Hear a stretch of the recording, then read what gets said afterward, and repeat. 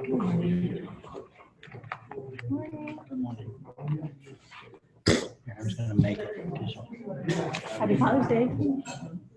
Morning. So annoying the words he's spelled Scott's name on. Do you want to give it or no? What's that? He spelled Scott's name. What's that? Oh, got Oh, it. it's spelled wrong. This one. Oh, that one. Got a T. Oh, I know. I told him that when I picked it up.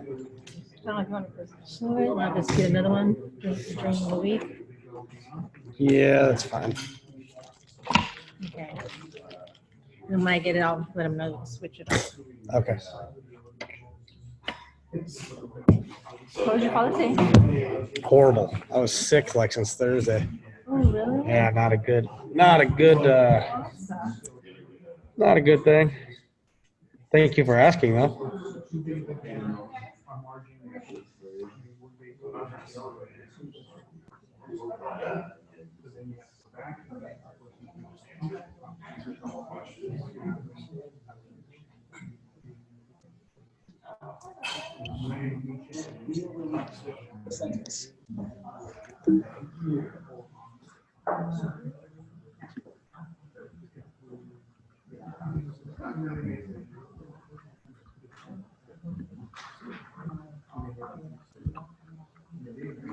It's gonna taste like shit, so don't cry in mine. Just drink I it. throw up. I'm gonna really restart right now. Yeah, well, at least if you can take that, you can take that. So take that. Just down.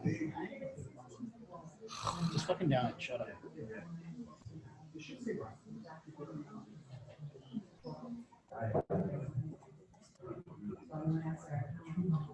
The cool little packets I get from you can get them at Costco.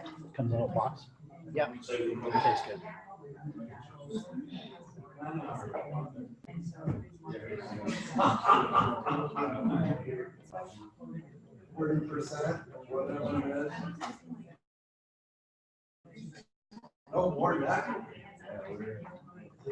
Ew. Nasty stuff. That is horrible. Yep. You know what that means? It means it's super good for you. Mm-hmm. You to go home after this? Depends on how I feel.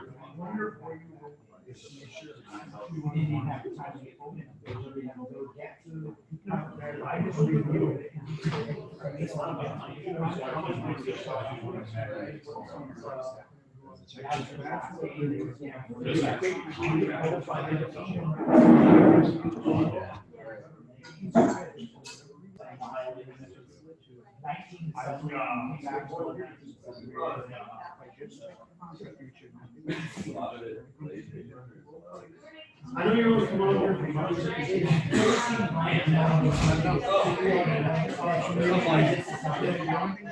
you and the booth. Sick. Like throw up because of the thing. That's just disgusting.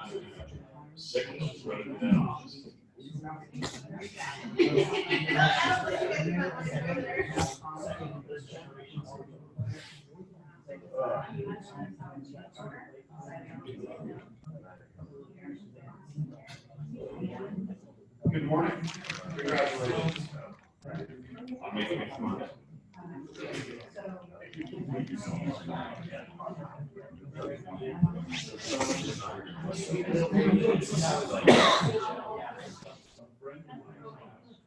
All right, everybody sit down.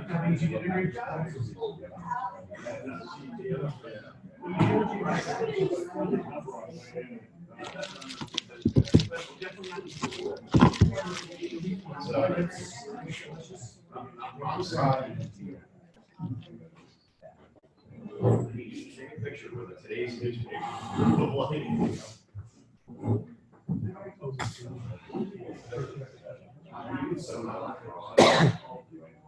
Actually, half the all the girls called out sick today, so All right. Lindsay by herself. Uh-oh. Yeah, not good. All right, we'll see you later.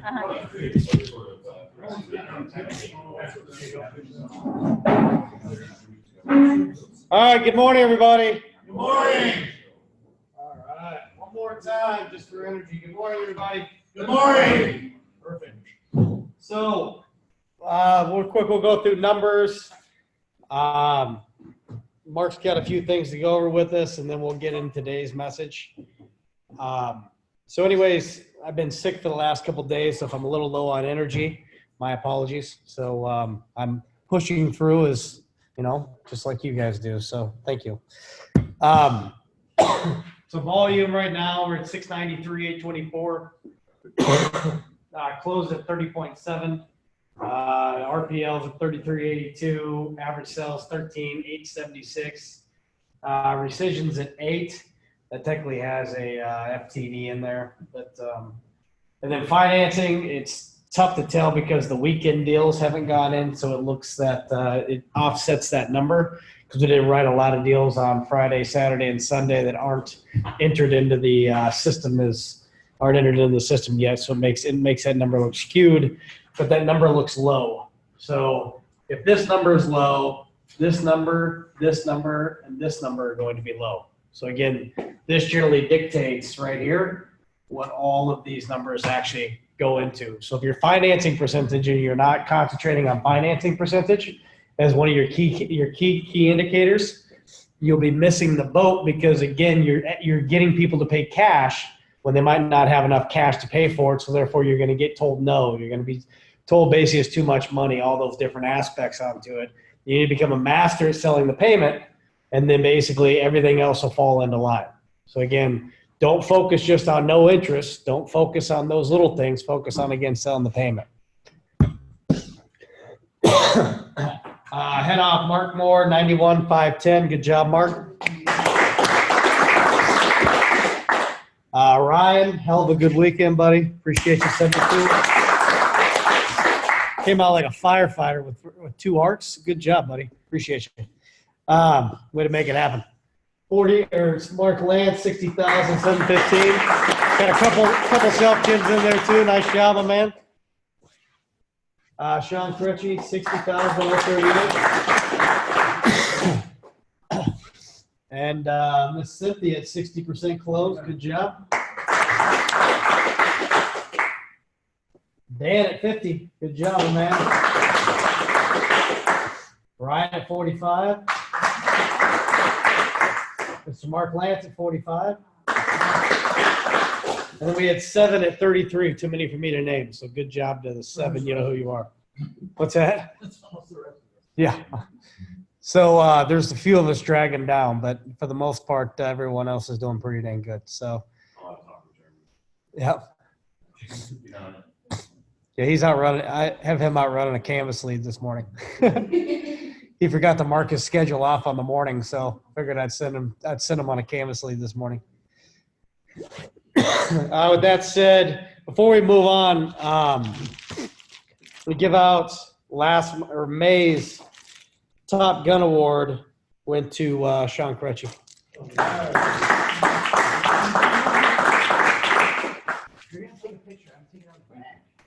What? What's that? Take it out of the bag. Oh, whatever. Sean, you're gonna need to get an extra. Yeah, right. Yeah, buddy. Nice. Good job, buddy. Way to go. And signature service, Mr. Scott Walker.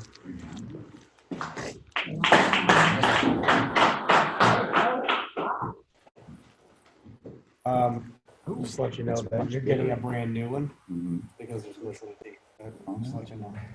So you get a new one this week. Good job. Better sanitize your hands. All right. Mark.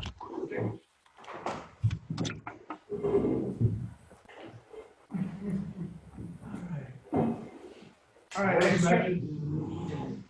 it's in Egypt. Pharaoh's message. Ancient wisdom. That's right. All right, let's see here. Wow, we just seem like a thin crew.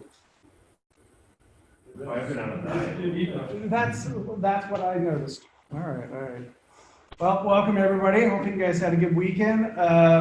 So basically, I'm just going to go over a couple things real quick. Make it 3.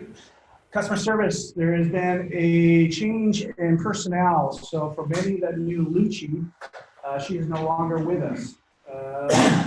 She's going back for her master's. So she's doing what she needs to do for herself, which is a wonderful thing. So she's pursuing her education some more. And so with with Lucci no longer taking or being in charge of the customer service, Ashley will, starting today. And I just recommend write down her extension number, 732, if you want to call her directly. Otherwise, you just go through Madeline, and then she'll patch you through. Okay? And then Ashley's also been assisting Vinny in regards to the structural. So one of the things that's come up, speaking of structural modification, so this has come up a few times when dealing with any modification. Make sure, it's really, really important, I'm going to explain why. Make sure that you're having them sign the structural document specific to whatever alterations that you're making. So if it's enlarged or creating an opening, if you're shrinking an opening or you're doing a cut down, we need to have them sign that specifically, because here's why. What if you have a situation where we go in and we realize that there needs where it's coming up mostly is enlarging openings, putting in a large patio door. And what we're finding is now, because of, not that it's changed, but code tells us that certain openings, depending on how close you are to the side of the wall or the corner, now needs to have shear wall. Shear wall is basically a refortification for earthquake testing and making sure that it will hold up under if we experience an earthquake. So shear wall is not an easy process. It either means you're going to be tearing out a lot of stucco or you're going to be tearing out a lot of drywall to insert that shear wall. So to do that, there's an added cost. That's not tearing out both. Yes. Be tearing out both. Both of them? Okay. The whole thing down, yeah. So that cost is not currently in our enlarged opening. And so it's going to be important that if we come across that and realize where we're getting these hiccups, is the architect, it's the engineer that's putting together the drawings and preparing it for permit, is the ones that are coming across and saying, we need to do a shear wall. We can't proceed. I cannot submit this until we get an okay, basically, that we're going to do a shear wall. Now we got to go back to the homeowners and say, hey, unfortunately, we determined that this project now requires shear wall. So because of that, there's added cost. Well, if you didn't have them sign this form, then they can easily just say, well, I didn't know that, so I'm not going to pay it. You told me this is what the cost would be to be able to do the job and do the job. So unfortunately, the back end can absorb some of it. If you padded it, that will absorb other portions of it. But if you haven't padded it, if you went right to green line, and production can't absorb that cost, and that's going to be your commission. So I want to make this real clear. So anytime you do a modification, please make sure they sign this, because I do not want you to lose your commission on this. Okay? Any questions? And everybody knows what that form I'm referring to. I think I asked this last meeting, we talked about shear wall. Do we know an estimated, just so we can give them, if it's shear wall, it's going to be per linear foot? I mean, I'm sure that's what we charge is per linear foot. Yeah, I don't have a price yet. That was something I talked to Scott and Vinny that they were supposed to come up with. Because if I was a homeowner, I would ask that question. Well, if it is, what's the cost I'm looking at? Correct. I don't know if Dustin, you've heard anything? Okay. Let me get back to you on that, Okay. because we need to get a cost. Okay. Okay? Real quick. Yeah, go ahead. Is there any kind of a general guideline? I mean, I know we were talking about it last week as far as certain foot from the corner or. So my understanding is, If the 2 stories on that, it's, yes, If it's 2 stories, it doesn't matter how far out you are from the wall, you're still gonna do show off. yeah, and then the, other purpose is. Well, the land would be banned if it was built in the last 10 years. No, because it's got a shoe. If it's built within the last 10 years, it would. Last 10 years, 12 years, it's got a shoe. So did you guys hear that? Prior to that, You're gonna have to add it. no. Yeah, older houses that are older than 10 to 12 years old, basically generally don't have it. So that's when you gotta be careful on a second story. And then, Did they change building code? Is that why? they're getting more stringent Okay. on that. Like the architects and engineers will get a little more stringent. Well, it's on driven by the insurance companies. it. Stringent by the insurance companies. Yeah. So it's just, unfortunately, it's a tail that we've got to deal with. So I don't really know how to answer that really good. I'm not sure if it's, $500, $1,000, $2,000. I have no clue how much it is to do a shear wall. I guess it depends on how much stucco, reinforcement, different things like that, drywall, stuff like that they have to do. so hopefully we'll be able to come up with I'm guessing it. guesstimate as well as knowing when they're gonna use it, but it's now become the engineers that are pushing back and stating that they can't submit any farther. I had to go back and we ended up having to shrink the opening compared to what they wanted because it was gonna cost way too much to do the shear wall for them. They just weren't gonna pay any more. And so because of that, we ended up having to shrink the door so we didn't have to go through that process. So they sign the form and find out that there has to be a shear wall put in, so it's an additional cost of a couple grand or whatever. If they're financing the project, is that something that automatically can be added to their financing, or do they have to re-qualify again for financing? Depends on what they were approved for. So if they're going through, let's say, Green Sky, and so their finance amount is, A, but they were approved for B, it just depends on how much was still in there. If they need to go back and be reapproved for a larger amount, we can do that and be able to add to it. Sometimes you can max out whatever they're approved, and then the difference, sometimes they'll pay cash for it. They'll just pay the cash for whatever the difference, as opposed to writing their credit and going through that whole process. Or you could always double up, Green Sky and Wells Fargo. Might be an option as well in those situations. Just depends on how much was under the approval. All right, last thing. So we've been talking a lot about voting daily for Best in San Diego. I'm going to take just a moment to kind of let you know if you're having a hard time with that. I will show you a real easy process. At least it works easy for me. It's like basically a 2-step, and you write in and you voted, and it's just it's like any routine. You're just going to leave yourself a note or a message or a reminder each day. I know Dustin's been sending out a daily reminder, which is good. Just remind us. When you get that reminder, just take a moment and go do it. Because if you put it off, we tend to forget. One of the biggest things, and I hear this from a lot of folks on our team, is they don't know Dreamstyle Remodeling. So they knew RBA, they know Pella, they know Milgard, they know all these other national companies, but they don't know Dreamstyle. They do in Albuquerque, but not here in San Diego. So we're really kind of a no-name company, and we're trying to build our brand here in San Diego. Now, we're doing everything we can. We've got advertisement. We're out there knocking on doors, and we're sharing the story. If we win this, that will market us for a whole year plus.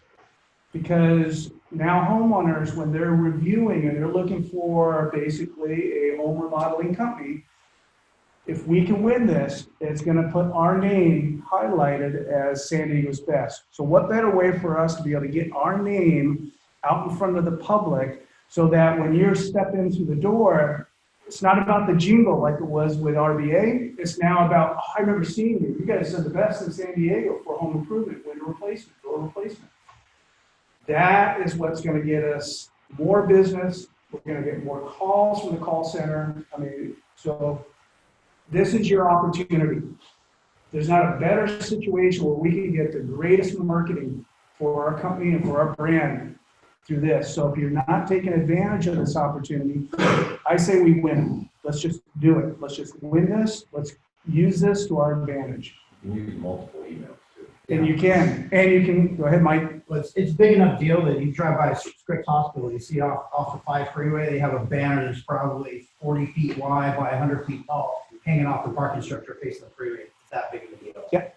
For San Diego Baptist Hospital, so it's well recognized and It's gonna, all of our marketing will change. Everything will be highlighted. I'm sure we'll have TV, radio ads, completely focused on that. And that's what's gonna be able to drive us in the right direction to be able to bring in more business. Is there anybody internally reaching out to test customers that are saying, hey, let's vote for us?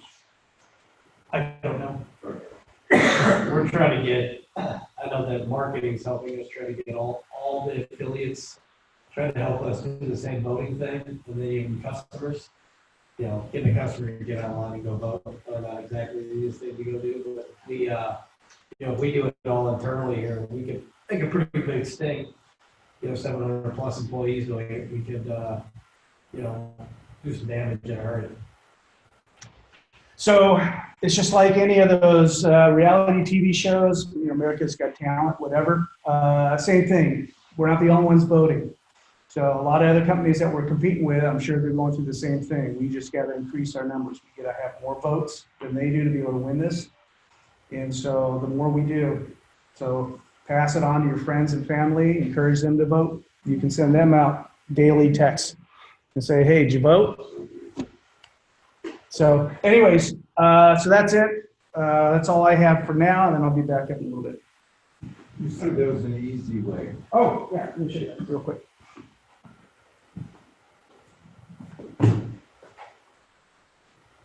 So when you go in it, you know, I could probably just do it, but what I did is I actually saved it in my favorites. So once you get into it, just save it in your favorites. Sorry about that. So I'm already into the actual voting, and you just drop down to where it says doors and windows, and I didn't vote specifically, so you can see this, and I just hit vote. And there we go. So I'm done for the day. So basically, one click and a little scroll, and you're done.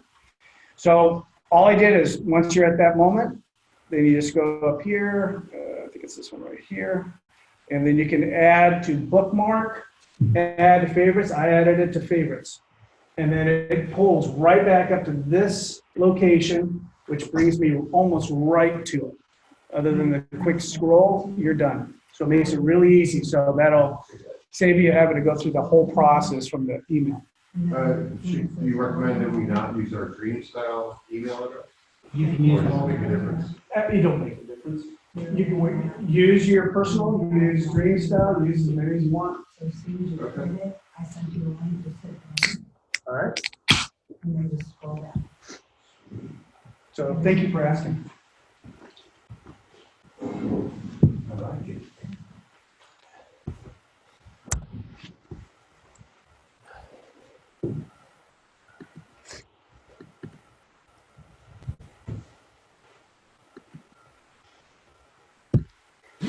All right, for anybody that's interested in bass, adding that to your repertoire tomorrow morning at 8:30. Gonna host a meeting, so just it'll be a quick, probably 30-minute meeting, just going over what to expect, seeing what the keynote looks like, some of the literature, that type of stuff, what a packet of a contract looks like, making sure that you're comfortable with that stuff, and then talk to you about what the near future looks like as far as training and stuff goes. It's going to be, I feel, a pretty big part of our business too. So if it's something that you're interested in, tomorrow morning at 8:30, I'm going to have a meeting on that. So again, Zoom meeting? what's that? Where is it? At the showroom. Oh, sure. Showroom. Yep. Showroom over there. All right.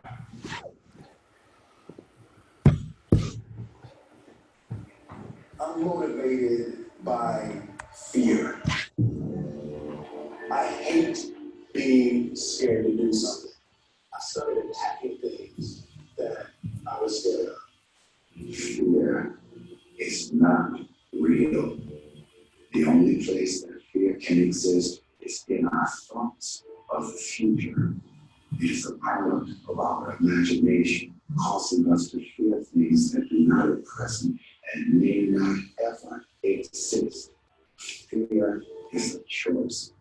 Make a choice. Just decide what it's going to be, who you're going to be, how you're going to do it. Just decide. And then from that point, the universe is going to get out your way. God placed the best things in life on the other side of terror. On the other side of your maximum fear are all of the best things in life. How do you get to the gym every day? You step. How do you change your diet? You step. How do you overcome fear of failure, fear of success, or fear of fear itself? Take the step. How do you face the fear you have no step? You have the physical body to do something. You have the mental capacity to believe in it. Now, what do you want? This is me. This planet that grows inside every single soul.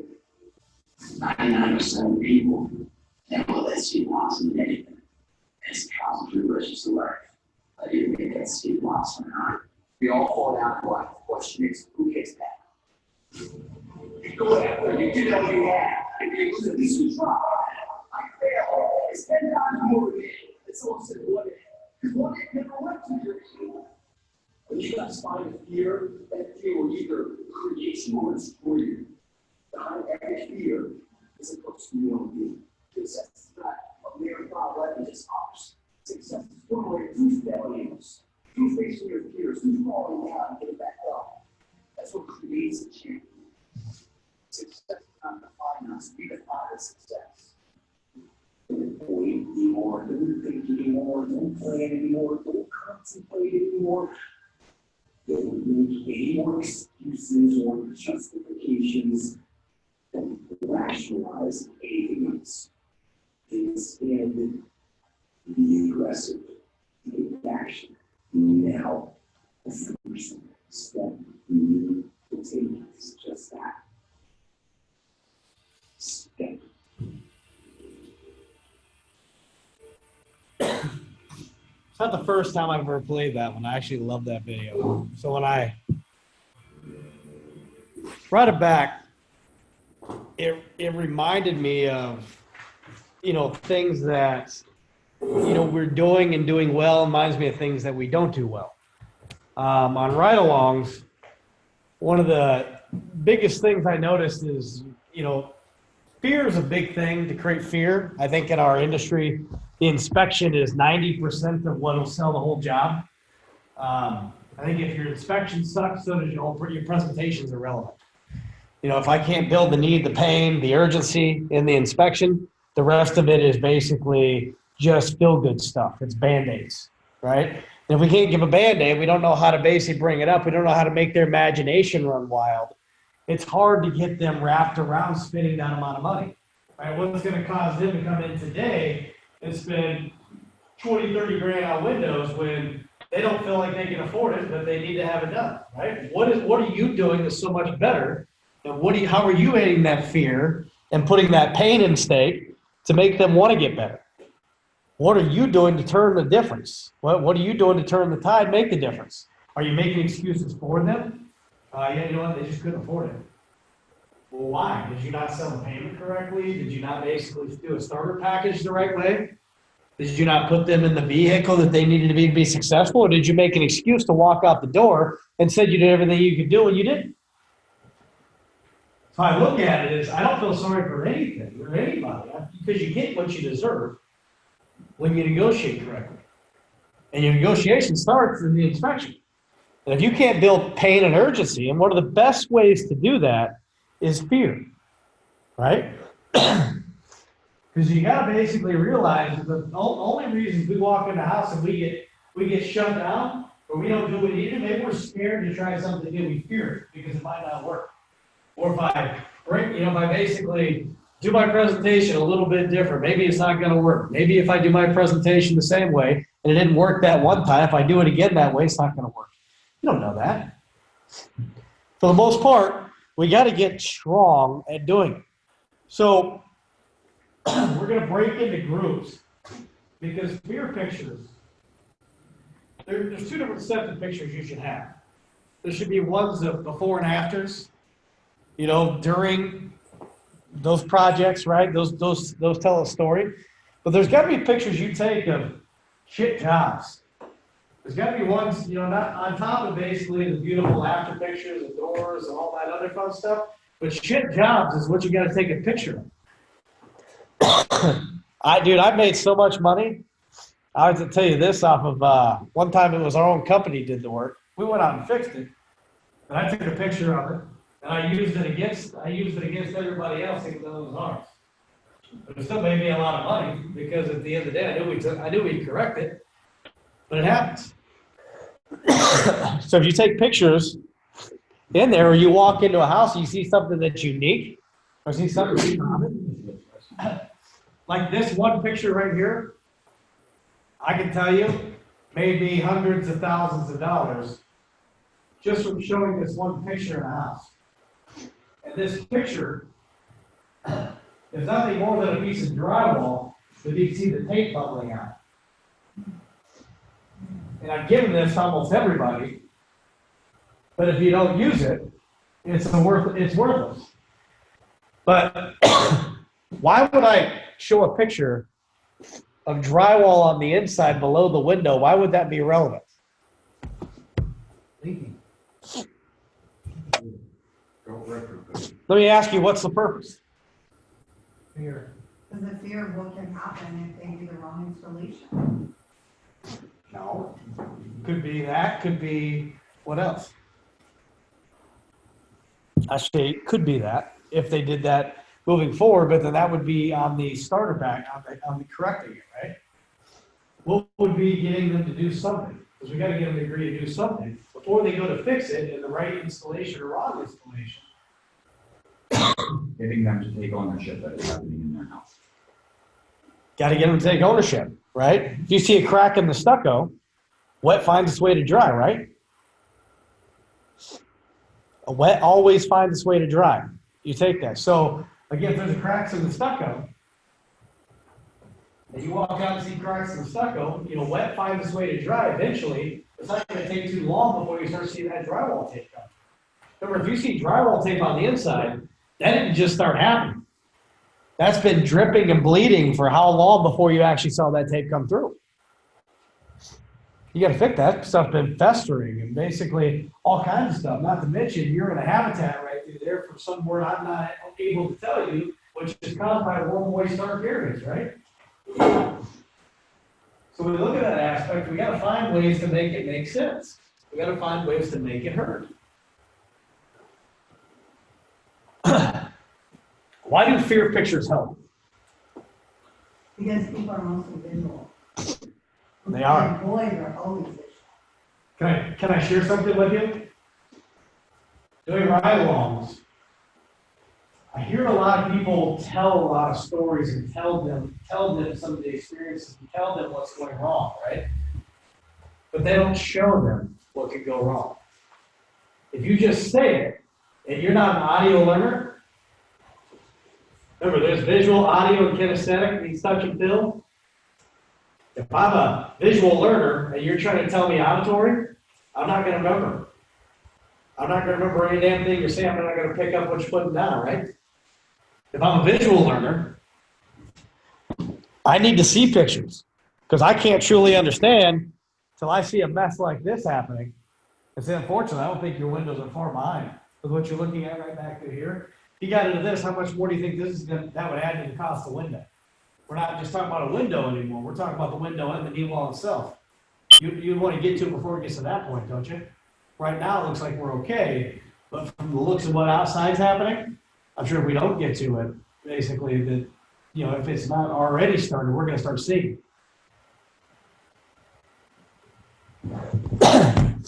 You gotta get basically them wrapped around it.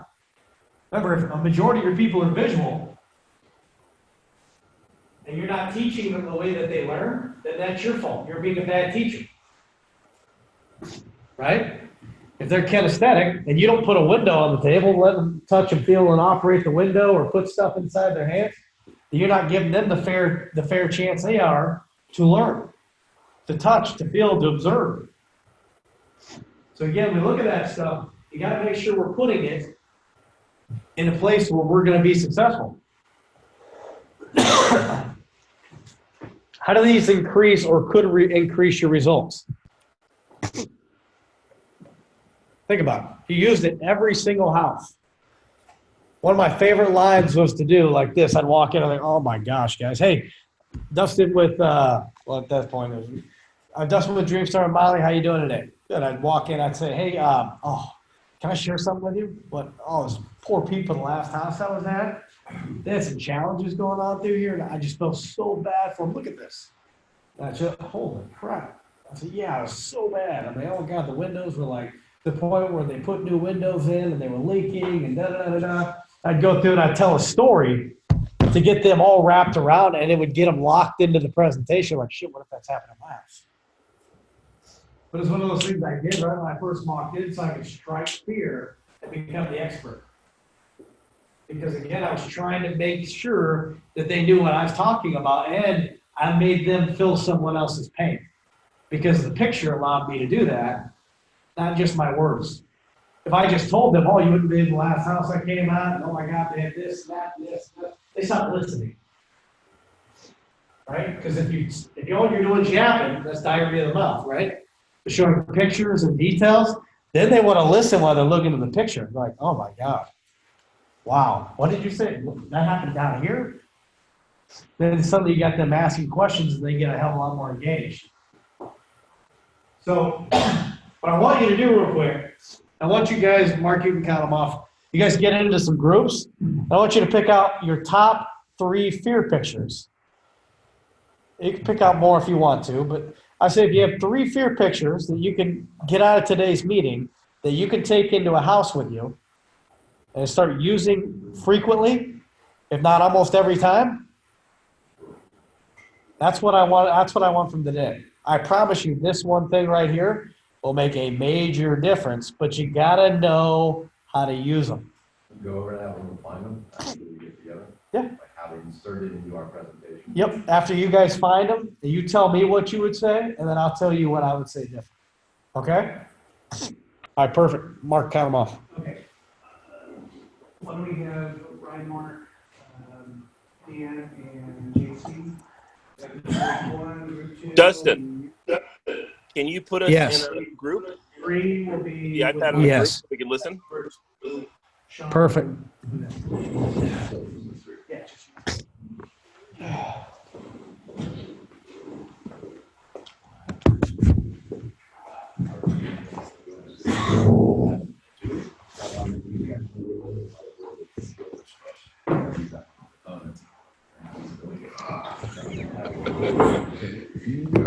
Just in case I forget. Hey guys, welcome to the group. Oh, is that the That's Orange County? OC. Yeah. Hey, OC is in the house. He's in the house. is Mark there? Mark? Mark's there. Mark, Turn on your microphone, Mark. No. Yep. Hi, Mark. Oh, no. So who's got some good pictures? I have this. I just have the same ones that we got in our training.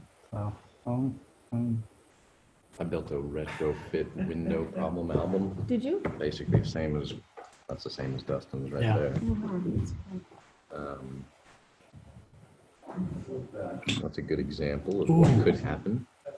These I got. You guys probably have these too, though. I don't have that. No. That was good. I have something. Mold down at Is the that bottom. retrofit windows? Yeah, Those are great. the mold that You took that picture, didn't you? That's all. JC took them. Okay. I was at that install, Yeah. but JC took the photos. So can we get you to airdrop them to us? Sure, I'd be happy to airdrop the whole Yeah, album to you. yeah, that'd be great. Really? Oh, wow. And there you can just see what's behind that vinyl plastic piece that they tape over to cover up the old aluminum. Oh, I like that. What is that? That's that plastic piece they put over the old aluminum to cover it up. That is? That's what this is. Double-sided tape. So that would be laying down on that, or? No, it would be up. Oh, I see. So your old frame is in here, Uh-huh. and this is there to hide it. Do you show this to people, like, pretty much in lots of houses? Nope. No? But you're going to move. That's why I want to hear how Dustin did, plug Yeah. it into our presentation, Do you because show? unless it's like, I will, typically what I do is, like, I showed pictures. Remember when you went on that ride along with me? Yeah. Went to a neighborhood and I'll find a house that's in their neighborhood Right. and take a picture of it. It's a retrofit challenge window. Yeah. So I go, hey, yeah, just as I was driving in, I happened to notice. I'll take a picture, and that's what most of my pictures are of So just like right neighbors' immediate in houses, their neighborhood, so they that's a can good relate to idea. it. Yeah, so 3 doors down. You just find the retrofit window, though. I mean, it'd be hard to find one that's like foggy or. I get lucky. Yeah, there was one that's messed up. Oh wow. Yeah, Yeah, right towards the I've had that on like my last 3 appointments. I found So you walk up to somebody else's window and take a shot of it? damn straight. I'll pull over and there's no crime in it. Yeah. Let them know, Just and if drive they come away out quickly. and say something, I was, to be honest with you, I was going to add this to, why not to do retrofit windows. I'm sure you didn't know at that time, and then you see how I talk to people. I'll talk to rocks. That's like that movie Tin Man. Do you remember that? You know that movie Tin Man, when they're like taking the picture of the guys who's like, oh, this is going to be the before house. Before they put in the aluminum siding, and they're like, what do you mean? Like, do you mind if we use your house as the before house, and then we show the after house with the aluminum siding, where people are like, we don't want to be the before house. Like, That appointment after yours, Sean, they canceled on me that I drove to. Yeah. So they were asking for doors, but went around to the alley. Super nice house in Del Mar, and their windows are blown. So I'm out there taking pictures. The guy next door, he's like, what are you doing? He's kind of like the caretaker of their house. And start chatting up about it, and then start doing an inspection on his house just from taking that picture and showing him. Yeah, you can't, this is why, and he ended up being, he's a big time realtor. So he's like, I'll throw you to work. He's like, just buy me beers at, Duke's. He's a couple blocks down. Dukes? I just went there last night for dinner. Yeah, he's like, I don't want any money, just let's go have beers at Duke's. And I'm like, I'm okay with that. Yeah, right. That's a tough. Yeah. The food at Dukes is very expensive and not very good. In the cove right there, right? Yeah. Oh, yeah. No, this is Duke's in Del Mar. Oh, it is. Yeah. I have really good food. Went to one in Waikiki. It was just Yeah. like You want me to go cordial. through It it wasn't first? Or like you want to go cordial, through it on here as well? No, just get it. but, you know. You want to airdrop it, Sean? And then I'm going to start pulling. So This is still my favorite picture. when I have, which picture? Holy crap. It's Mike and Jamie. The dragon. Voulez-vous fenêtre? We win. Oui, oui. Oui, oui. Cynthia, you want it? Yes, please. I'll take it, Sean. Mark,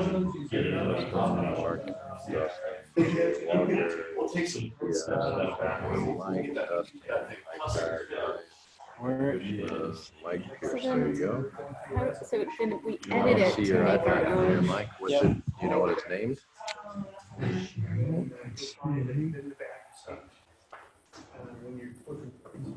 Let's see, Mike Hudson. Turn on airdrop. Make sure it's on. where it keeps kicking me off? Where am I missing it? These are tasty.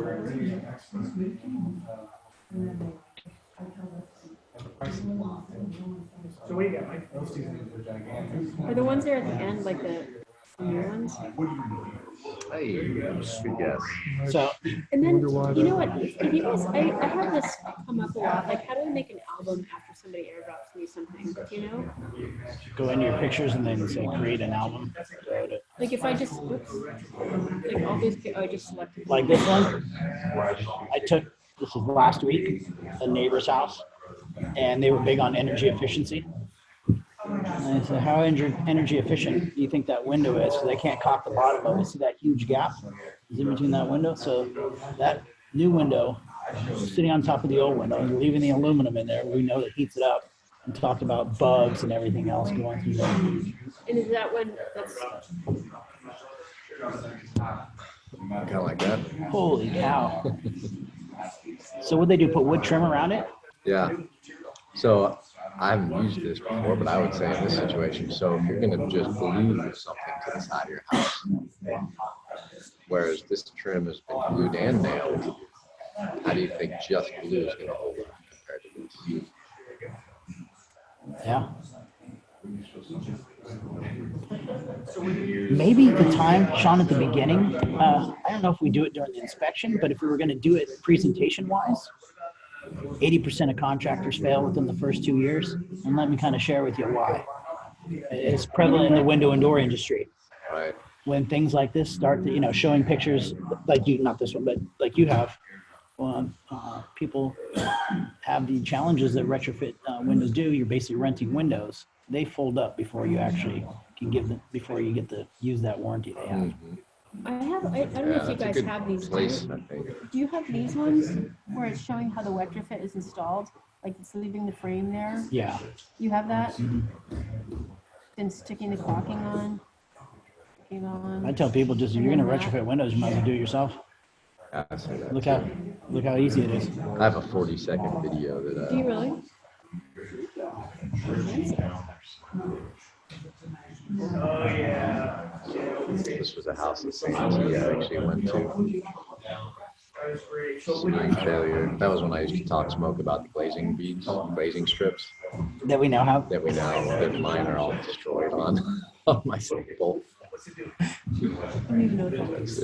That's see this plastic piece that goes around the glass. Glazing strips. We used to talk a lot about those at Anderson because we didn't have them. Because it was just glass to frame. Yeah. There was no glazing. Yeah. It's like selling this for 2 years and then all of a sudden you say, hey, now we're doing retrofit. I'm like, wait. Yeah. I had a customer call me. It was a $70,000 project. He had to call me and he was like, hey, I'd like to do that because I just did bifold doors with him. And he's like, hey, I'd like to do the rest of my projects. It's great. We're Pella now. He's like, well, he kind of destroyed Pella in our last meeting. Oh, so. he remembered. He's one of those that like nobody remembers. And Yep. What were you guys saying about Pella? Well, it wasn't really specifically Pella, but it was the aluminum clad, which is Pella. I mean, there's other manufacturers of aluminum clad. We went at showed a Pella, picture of Pella. And we showed their warranty too. Yeah. Yeah. Right. Which is True. which is worse than Anderson's warranty.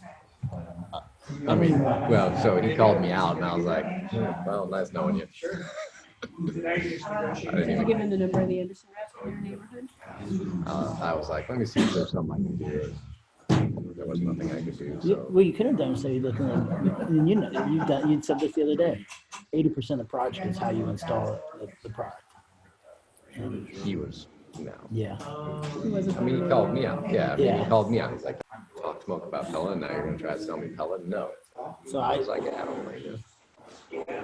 Well, they've changed quite a bit in the last 6 months. They used to be terrible and now they're great.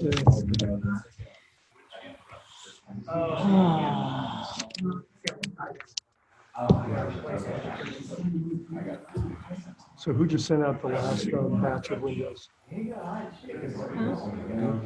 Somebody just sent out some more windows. No, I didn't get them.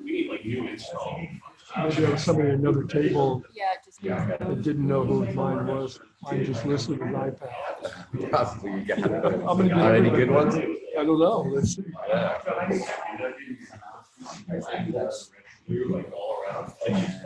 Whoa, what is that? Mike, Got do you it. ever price a job by $5,000? Yes.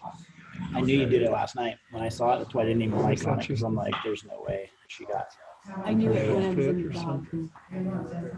Why'd you keep going? Because, well, the first thing I realized is that I forgot to give him right? I gave him the price, and then when I was looking at the contract, I only said 3 windows. I was like, "Oh, Not intended frosted windows. window."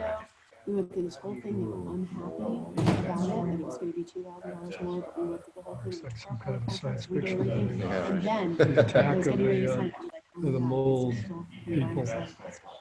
Just chalk it up to learning curve. It's a cancel. There's no way. Like, Yeah, I mean, they were already asking me how to because they were so mad that I charged them for the extra window, you know? But, you know, I talked to Mark about it. I mean, I'm obviously going to eat my commission on it, but like, if there's anything we can do so that we don't get it back.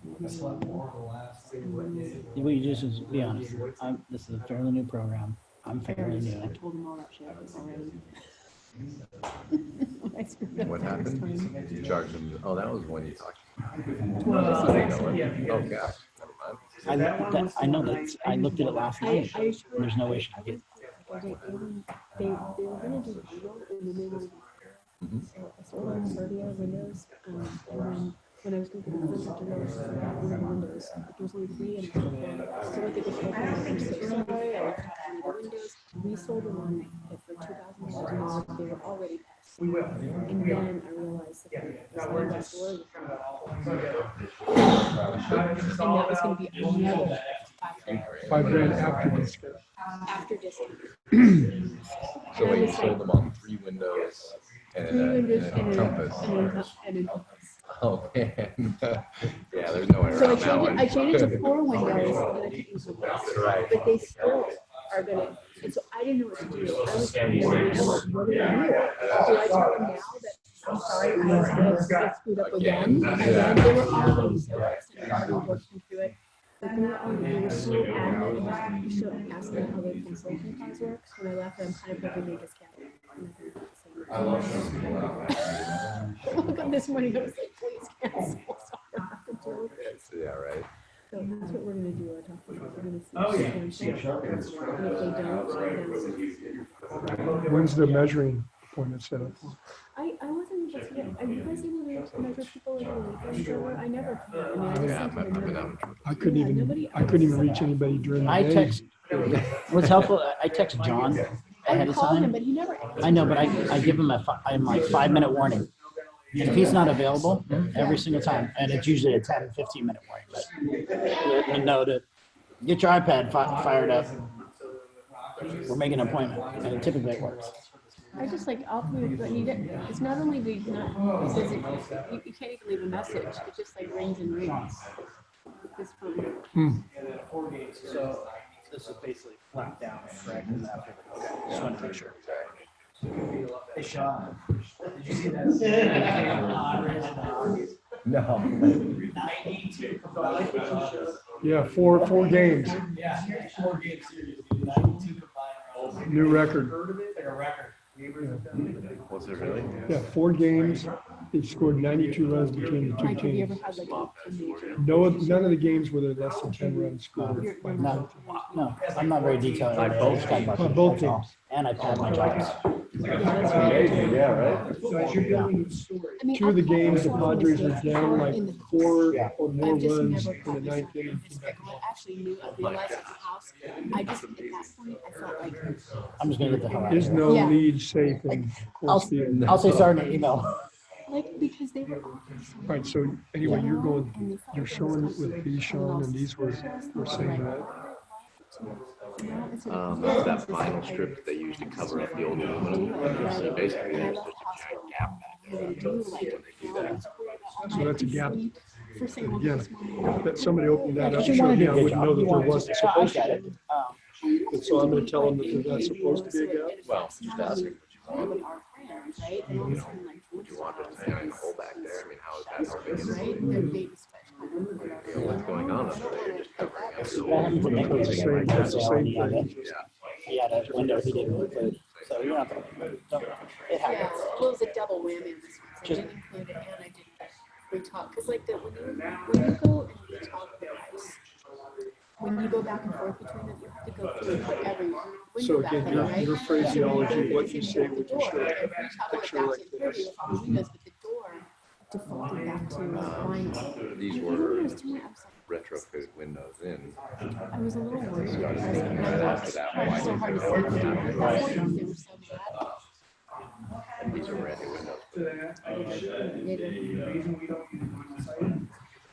It happens. 3 out of my last 4 appointments. I had one that measured a door not too long ago Weren't wrong. having any problems with them. Provia door, and I was off by like 4 I just inches, wanted to so replace I it. just, Right?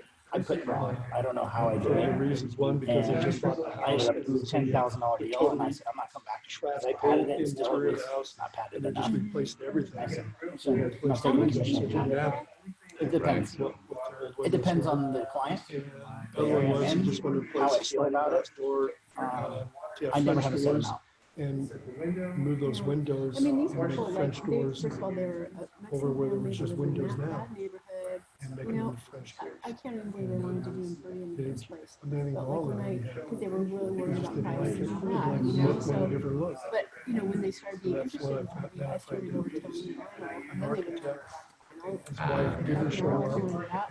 He's and like, you know, it takes up done the most space of in your the window, construction work and around his all of house that. And they're like, himself. I don't, And because I tried to one go of back the to them. quote Like, that he, why don't you guys we use didn't originals? include the And labor they're and like, no, installation, we're not because he was thinking maybe doing it himself. Yeah. And by the time I It's rolled like all they the hate me numbers, now. It's not only he the just I working learned a on lot. these Mike, are you guys, kidding me? He my said, customers hate me. I can get it for less than half. They went from It's loving better than me working on Mother's Day. to being I didn't know it was Father's Day. He when said, they that's started not working even Sunday me 'cause doing, he me doing the work.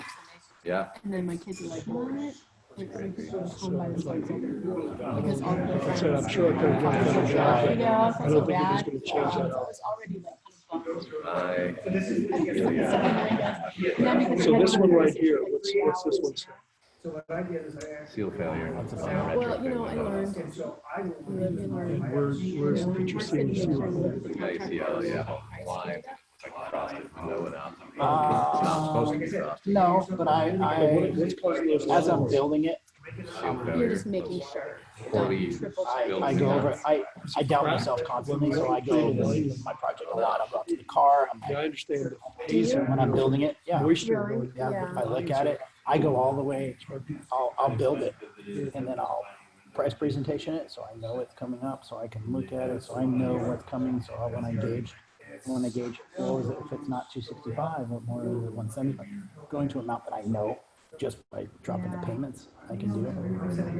Well, you know, I think what I'm doing is I'm not going out to the car necessarily and pricing up the jobs. I'm sitting there and I'm just kind of chatting with them while I'm doing it. I'm way too ADD to do that. Installed the You know, seals, I need to like pushing get in myself to away. the Is that what that is? It That's looks like it's exactly why I a go with design. it. no, it's all the Because seal I and just- spacer I get so much more concerned about selling the job that I don't necessarily see where I'm missing elements, you know.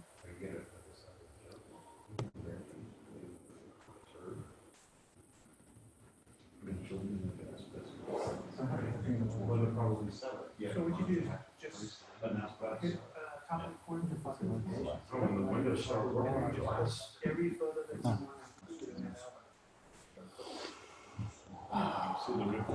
Dude, maybe two a day.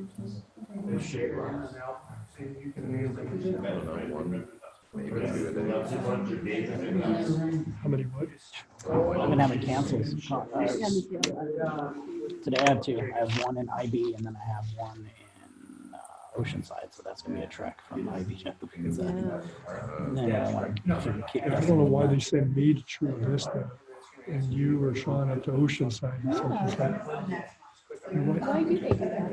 I mean, I live right near Oceanside. Doesn't Why make is sense to me. Did you tell them where you live? Yeah, They know? you know, yeah. It's not about where you live. He's looking at the leads and putting who's best At what that at what that leads. I mean, I get all like the single women. Yeah, Hey, right. those are gold. Yeah. Yeah, because like we relate, you know? Yeah. And I do relate to you. We're like crying on each other's shoulder by the time we leave, you know? Like, We hate men.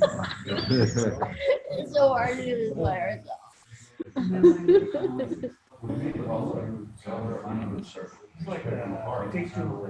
But I don't get it. I'm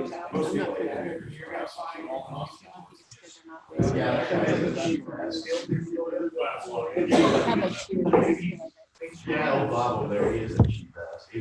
They just take so long. The big jobs aren't, it's the same thing except when you and if you copy and paste windows, it puts it out of order. Yeah.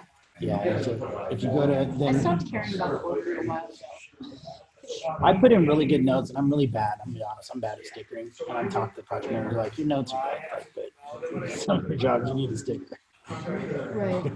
But I'll put exactly where it is. I'll put, you know, to the left of fireplace, to the right of Oh, fireplace. really? Do you put that in? Dining room notes? table. Yeah. So no, it says location. Really? Mm-hmm. What doesn't the homeowner kind of help them with that too when they come? But you don't want the homeowner to have to dictate what they're not going to know the exact same size of the window. You want the project manager to be able to go in and go boom, boom, boom. Which stickers would ultimately leave that, but when I have jobs that I copy and paste and it throws it all out of order and it's 105. I've already been in that house for 3.5, 4 hours. Yeah. Dude, that's where I run into it. It's like, I don't want to spend Yeah, another another 30, 40 minutes yeah. of stickering. Yeah, so I just put in, as I'm building it, I put in detailed notes. Behind couch. I actually had for years Yeah. I didn't do stickers for a Yeah, while. it's gonna Last come along. deposit had the homeowner do the stickers. Just call me when you close one. Yeah, If they're in order, I'll have the kids do it. You guys just do them in order. And I ask, homeowner, are you okay with it? And they're like, yeah, I want to do it. I said, just put them wherever you want. And they need to go in order. You start here and work your way all the way around the house. Yeah. Make it fun. Have you guys heard of Pelican? Pelican? Pelican Bay. Pelican Spend some time windows. there. They have like 125 stars. Again, it's never about the window, it's how it's installed. I'm sure, yes, Pelican could be a great window, but if you retrofit that window, what do you think is going to happen? What if Pelican tells them that they don't do retrofit? They don't. Sitting behind you and they say, oh, they don't do retrofit So either. if they're not doing a retrofit window, they're going to do a new home construction window, which is actually quite costly. And you see when those windows are being replaced, these new home construction, they tear out the stucco all the way around your house. Basically open up the envelope to your house. That's the only two other methods that are available. And more than likely, you're not going to do any home construction just because of the liability. Because you're tearing into that paper and they're using subcontractors. You really don't have quality control over a company. You don't own those employees. You're not employing them. How are we the only ones that use that? We're the only ones that spent the time to engineer how to do it. So that's And- something we created. That we Yes, invented. and it's much cheaper to do a retrofit window. Their margins are probably quite hefty. Because how long does it take to vacuum out a window and glue it on there? They can do an entire house in 30 windows in a day. Shows you what kind of work they're putting into it. And what I share is subcontractors. So I don't know if you're aware, but they're required for buying their own materials to put in the windows. So you think that they're going to Home Depot and buying the best materials to put in those windows, or are they just going to get the cheapest thing they need? They can get by with, check the box, because they're never going to be back to your house.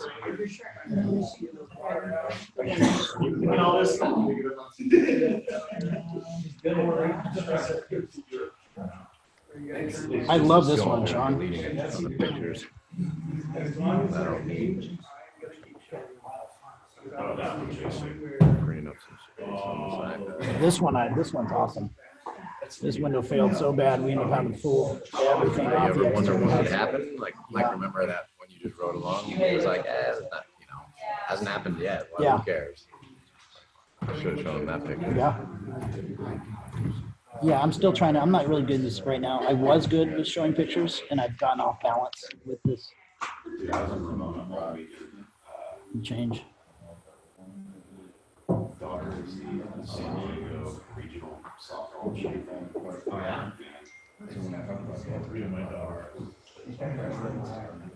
I told him. There was a lot of us.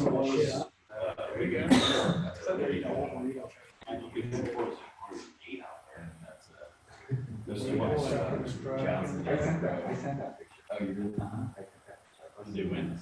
Yeah, they won the whole thing.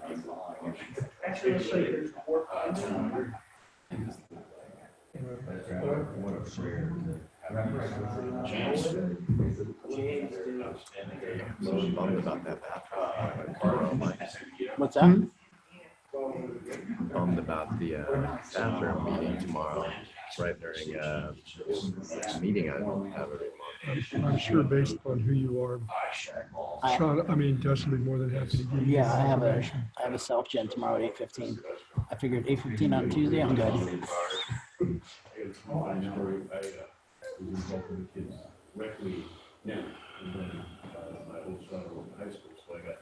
I just realized I have a bunch of Noah Anderson photos.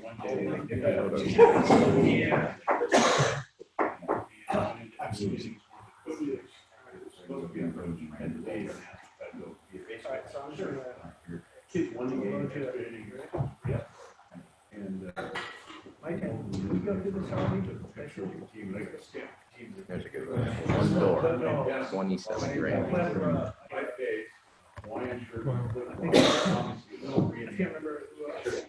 right, about 5 more minutes.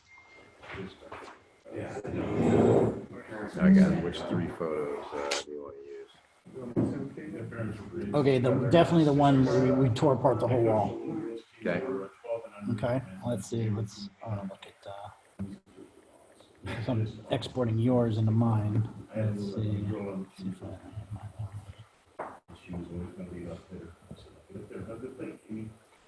What do you think about this one? Seal failure. Fine. But it's not really fear. Yeah, I was just gonna say I try and angle mine towards like retrofit because that's really the unique selling proposition that we have, right?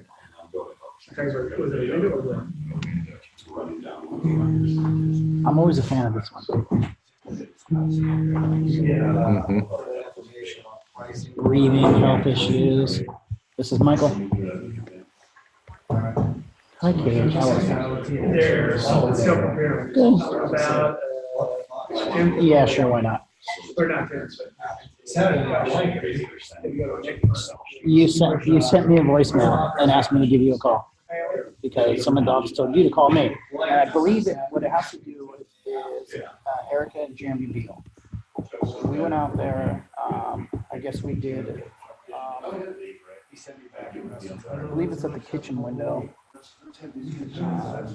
Puts the sealant on the grout and they screwed up and used the wrong sealant. It doesn't look good. It doesn't match whatsoever. I sent a picture to Ashley.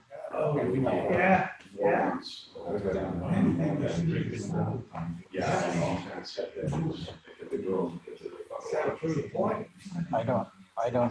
I'm sorry. Yeah. Either or, I don't care. I love it. You can call me shithead if you want.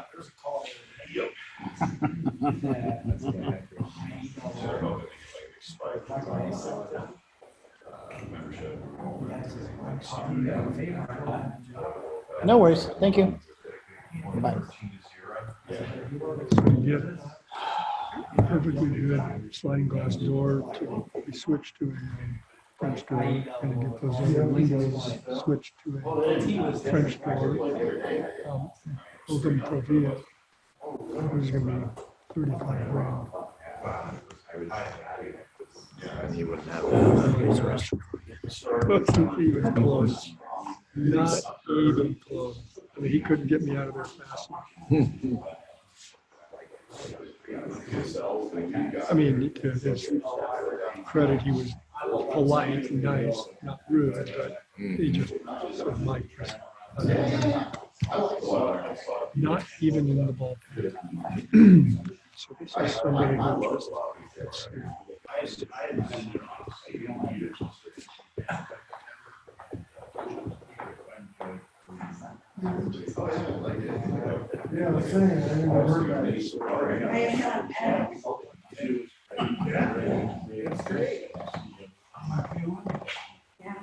You can sell it yourself.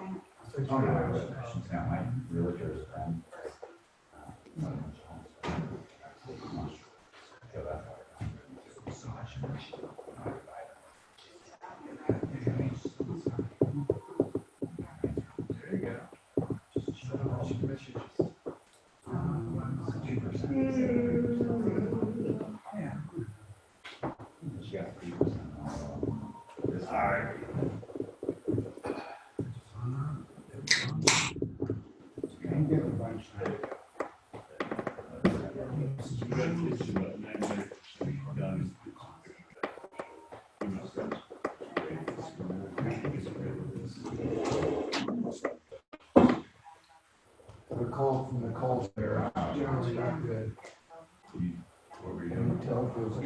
Yeah.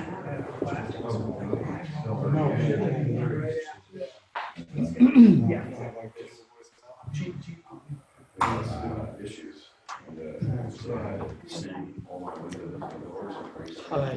Hey, listen, the client that had canceled their order, Whole Goddard, $100 cash deposit. They just called, left a message while I was in the training. We're doing my Anderson quote. Saying that they had not received that $100 back, and they were wondering what the status was. You know, here's 25 windows and 9 doors. All right, table one. 72 grand.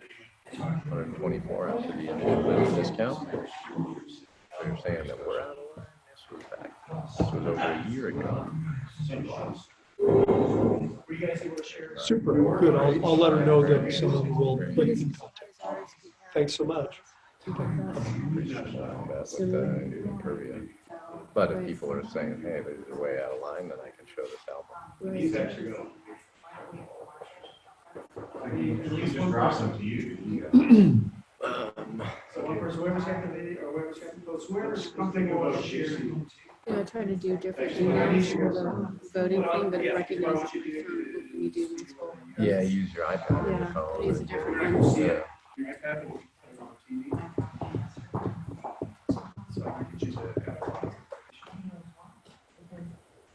Okay, thanks, Mark. Okay, Sean?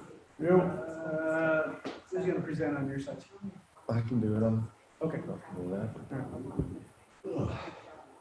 It looks like you're pretty prepared. How do I sync up to the TV? Go ahead and drop down. There you go. And then screen mirroring, okay. You got to do it anyways, because if you don't have the code, it's going to give you a code. Nope, you're already coded up.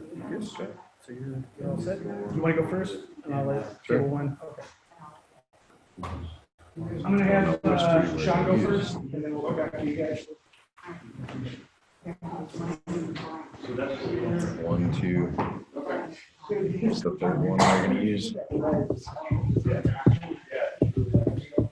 CJC.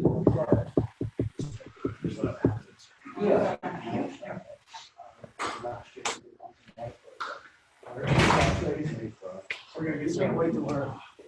I bet you it'll be pretty damn good. Oh, wow. Okay, well, we're gonna get started. Mike, here, Definitely got it for doing yesterday. Mike, what was the third one you wanted to use? The slide event is Saturday. If anybody wants to ride the slide. So we have the underneath the wall one, we have the famous one that you took on JC's job. And then I think an interior, I still like this one. Stick with that one, okay. Yeah. It is,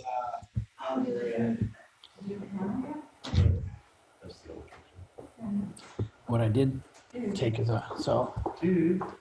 comes it shows a little bit of our install. From a retrofit beforehand. No, it was an original aluminum window, but Oh, well, why does it have all that stuff around the edge?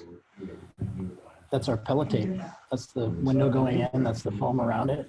So to show you the difference. Oh, okay, I couldn't see it from there. Yeah. Actually, I need to email. I took more of my phone. This is one of our windows? Yeah. So you can see how well insulated it is. Not only you can't see the actual flashing, but you can see So that. then we cover it after that Mhm. with I don't what? see any. True. Mhm. No, they added. So it's a good example of, the lengths that we're going to. Oh, that's good. Can I send this to myself? Yeah, absolutely. Oh, is this what it looks like afterwards? Let With the me trim? see. All right, who's up first? Sean. No. Whenever No, you're ready. okay. Since it's a day, Junior. What I'm gonna do is cut it off. And real quick, so while Sean's going through this, I'm sure his table probably has a lot of the photos. If you see something you like, just make note of it. And then afterwards, we'll have Sean share those photos. If you think it'll help with your repertoire. Okay. Trying to get it back up on the screen there. Was there something other than showing the pictures that you wanted me to go over? I would explain how you can do it now. Okay. Where's the little, where's the little iPad, the gray thing up there? There's an iPad up here. Can you hand that to me real quick? Sometimes when they try to turn on the little bit jacks it up. You say you want.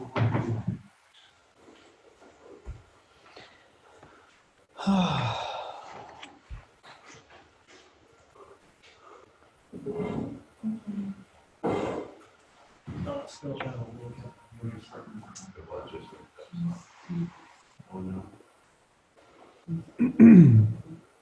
Where did you get a hot tea? In that room where they have all these different kinds of tea, or it's like organic and like loose leaf tea, and you can put it in there and it just heat up the water in the microwave. You know the tea. I'll find it. They do. Because there is a will. Yes. There is a- A must have tea.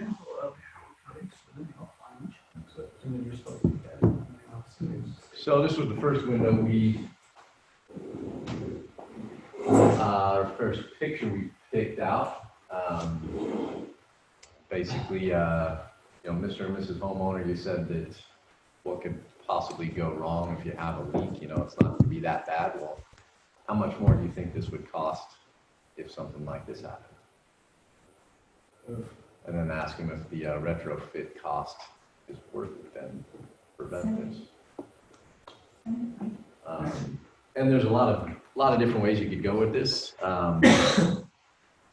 When they start balking at the cost, then you can bring them back here and ask how much.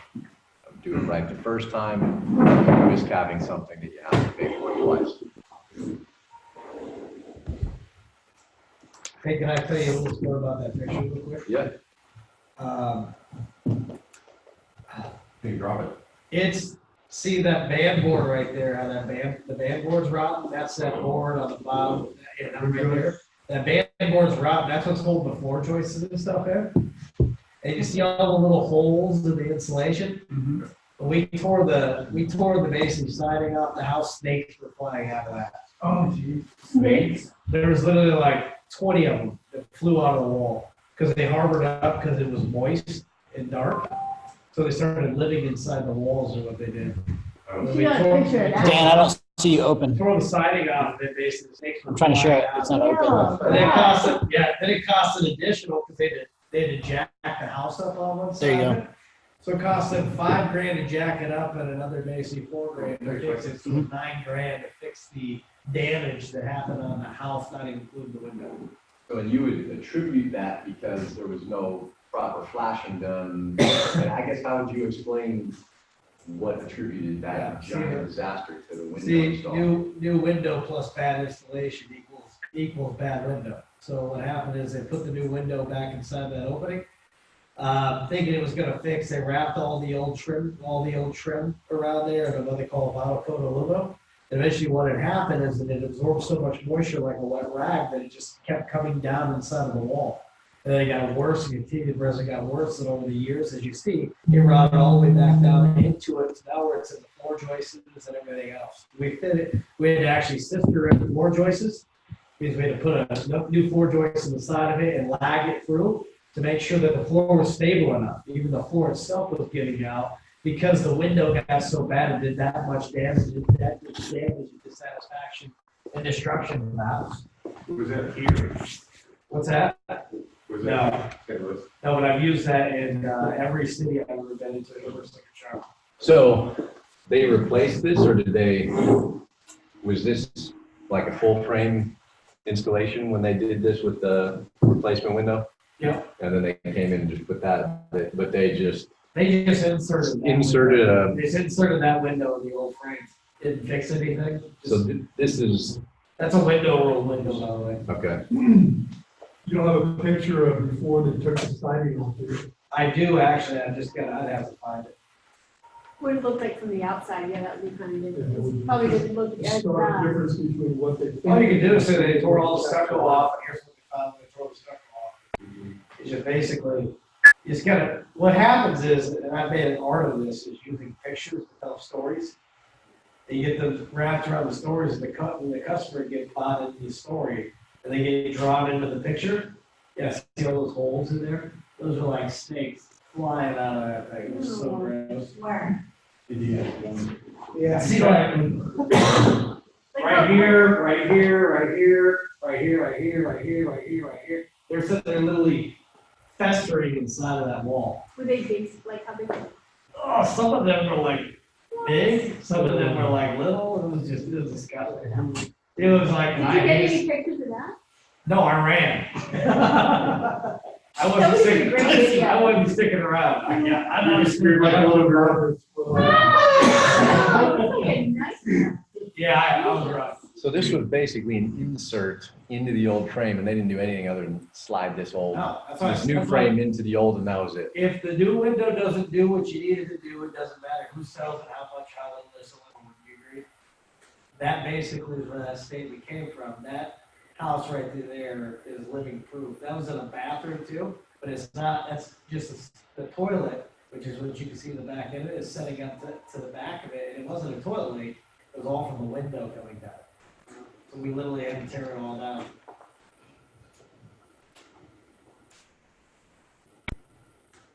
Let's see. I think you That's guys an have, extreme case. I think you guys have all seen this one before, but certainly a classic. I think this was from our JC's job. What is that, dirt? Well, mold, dirt. This one, the gal had a baggie holding water dripping from 2-year-old retrofit windows.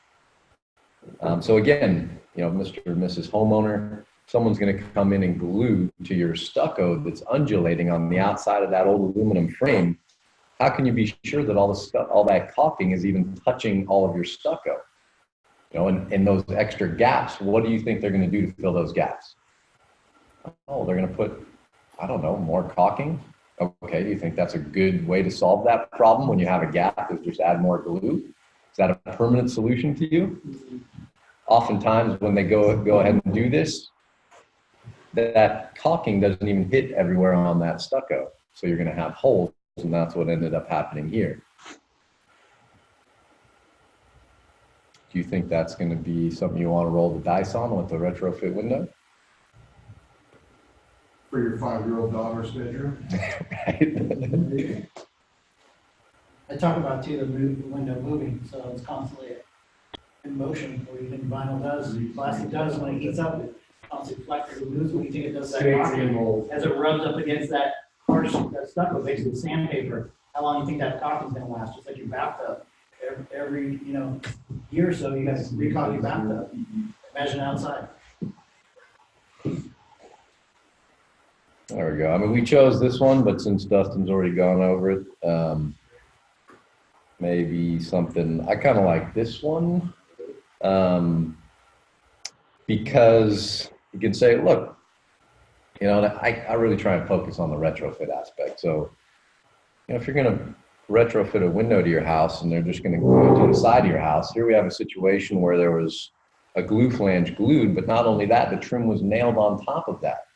So you can see here, Mr. and Mrs. Homeowner, what do you think if the glue, if you're relying on a glue to hold your window, and in this case, there were nail and glues and they still couldn't hold it in, do you think that's a permanent solution to rely only on the glue when nails couldn't hold it in? Something like that. Is that interior trim on the outside? Yeah. That's Final casing is what that is. And then you can always show, look what's That's behind very there. well. Yeah, What crafts we put this in? and look what's behind that trim. Look what's behind your glue flange. There's nothing behind there that's keeping that moisture from entering your home.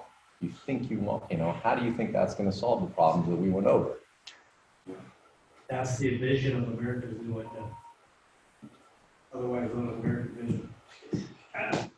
Let's talk about the extreme amount of disappointment that your wife has towards you, sir. Yeah. You paid for this job. Yeah. Sleeping with the dog. I like just little ones like this where, it doesn't look that bad. Let's see if I can show. So here's a good example of what it would look like. You're like, oh, that looks like a fine retrofit window from 10 feet away. But then when you come up to the side of it, you say, look, it looks fine, right? But where do you think the water's going when you have a drop of rain? What's happening here, Mr. Musoma? That's good. That's a really good one. Yeah, I like it. Because you can tell they're not old windows. I didn't get that. Yeah, it should be in that folder or that album I sent you. How is that? Yeah, here's a picture of the same window, and you can show them, there's a lot going into it. Average life expectancy 3 to 6 years on a vinyl retrofit, and you can see why. You've got that. Got your glazing strip that I don't talk about anymore. And your glue flange.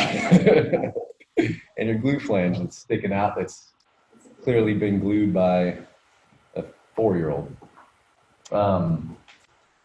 Anything else, Mark, that I can go over while I've got these up? Or When do you bring them up?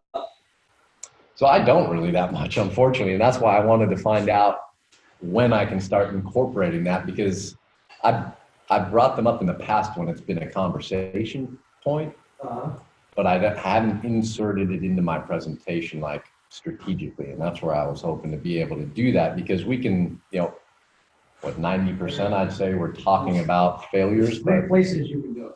okay. Go over these three real quick. Okay? 3 places that you can go. First is when you first walk into the home, you act like you just saw it on the last house you were at. That works really well, because then it gets the brain on defense mode immediately. It gets them like, holy crap, really, that's what they were dealing with? And they start thinking, man, mine's worse than that. Or number 2 is when you're doing your inspection, and you see something that looks like something that would relate to one of the pictures you have, that you bring it up and show that. 3rd is when you're talking about retrofit, you break the window off of basically the retrofit of the vinyl. You break it off of that and you show in your album those pictures. Those are the 3 best places that you can show it. When you're going through your keynote, when you get to the product selection, when you're basically going through your inspection, which is probably the best time to do it. Or number 1, if you're really trying to break somebody down at the very beginning of it, where you're like, let's say you just sold one, you're on a roll, you walk into the next one. My favorite thing to do is to show a picture. Oh my God. What happens is you get them connected to you immediately, because misery needs company, right? So it's like watching like the news station. Hey, did you see what happened on the news last night? That poor family got, it's the same type of thing, right? You're sharing destruction, dissatisfaction with somebody else, and they eat that shit up. So it's weird how it happens, but the brain works all kinds of crazy ways. Anyone want any of those pictures? I like that one. You want that one? Yeah, I would love it. Yeah, that's really good, that one. There's another one from Mark. There you go. Anyone else? Yeah, I'll take it. Yeah, I'll take it. Please. I'll just, Why don't you just hit everybody and then. like it. This one, Sean, you're throwing up? Yeah. And then I just sent the other ones.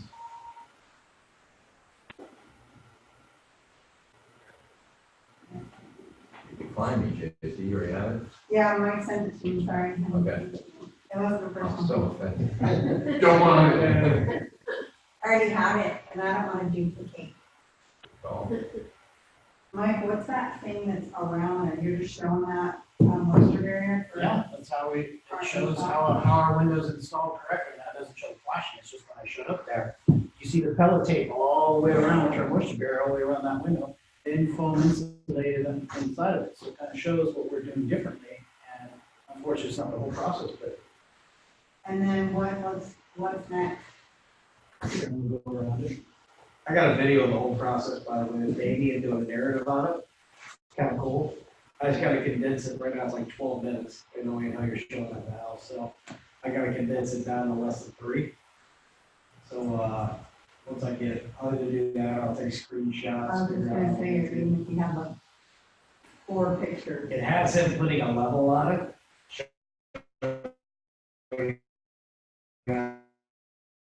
That's racked and that's square. And it's this, so there's some good shit in there. Just speed it up and put the Super Mario Brothers music to it. Benny All right, table 1. JC. So JC. Why am I Of course you did. Here, I need to, get it set up. Huh? I don't know how to do any of that kind of stuff. What is that speed bar you're using? Yeah, that's it.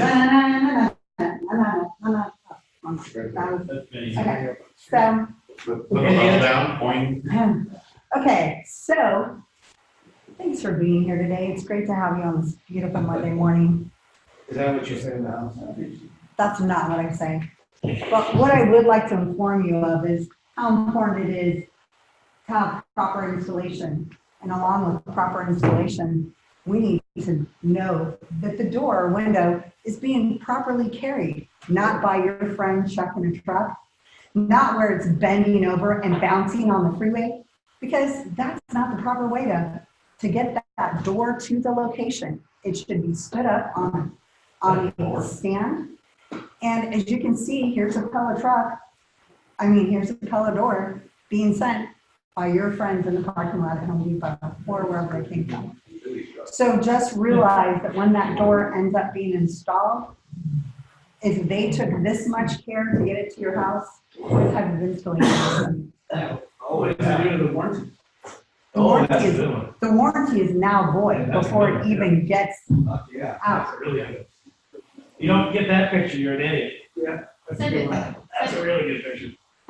Yeah, because you don't set those doors if you don't know it. Have to be set straight up and down. They got to be strapped in upon delivery. They can't. It's against lay the on the law side or to carry the door like this. See, It's that's just the like a refrigerator.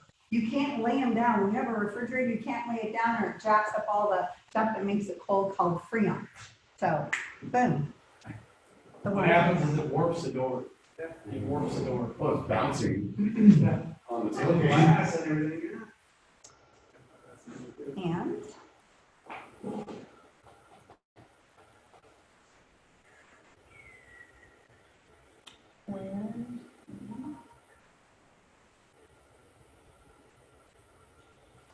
so since we're on doors still, here's some quality doors.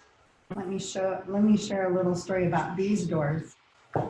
So what is just so beautiful, and as you look at these doors that were installed, these are actually a box store door that was taken, and what you don't see in this picture, what you don't see is the door that's in the master bedroom, which the base of that door was about 4 inches taller.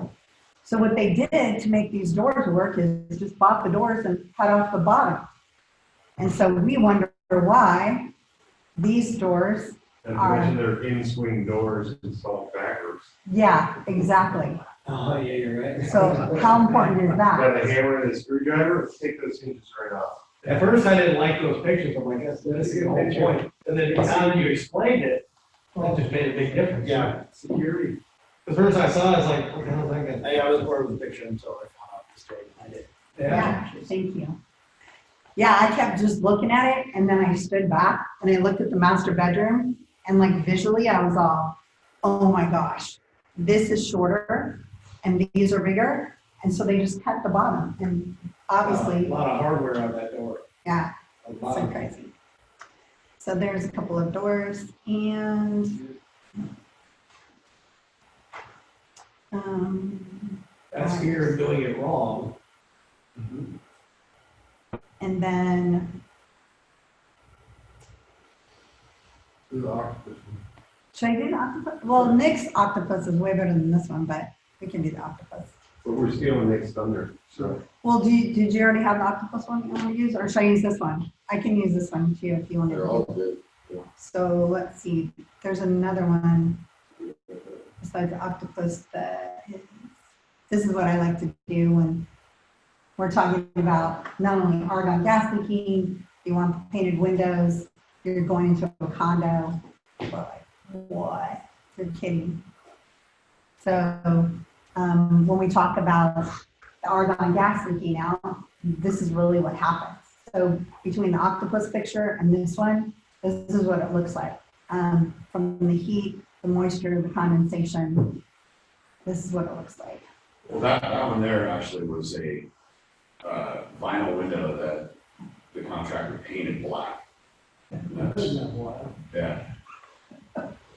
And seriously, proof that if you think we're not telling you the truth, here's an example of them sitting in a window right over your aluminum sill.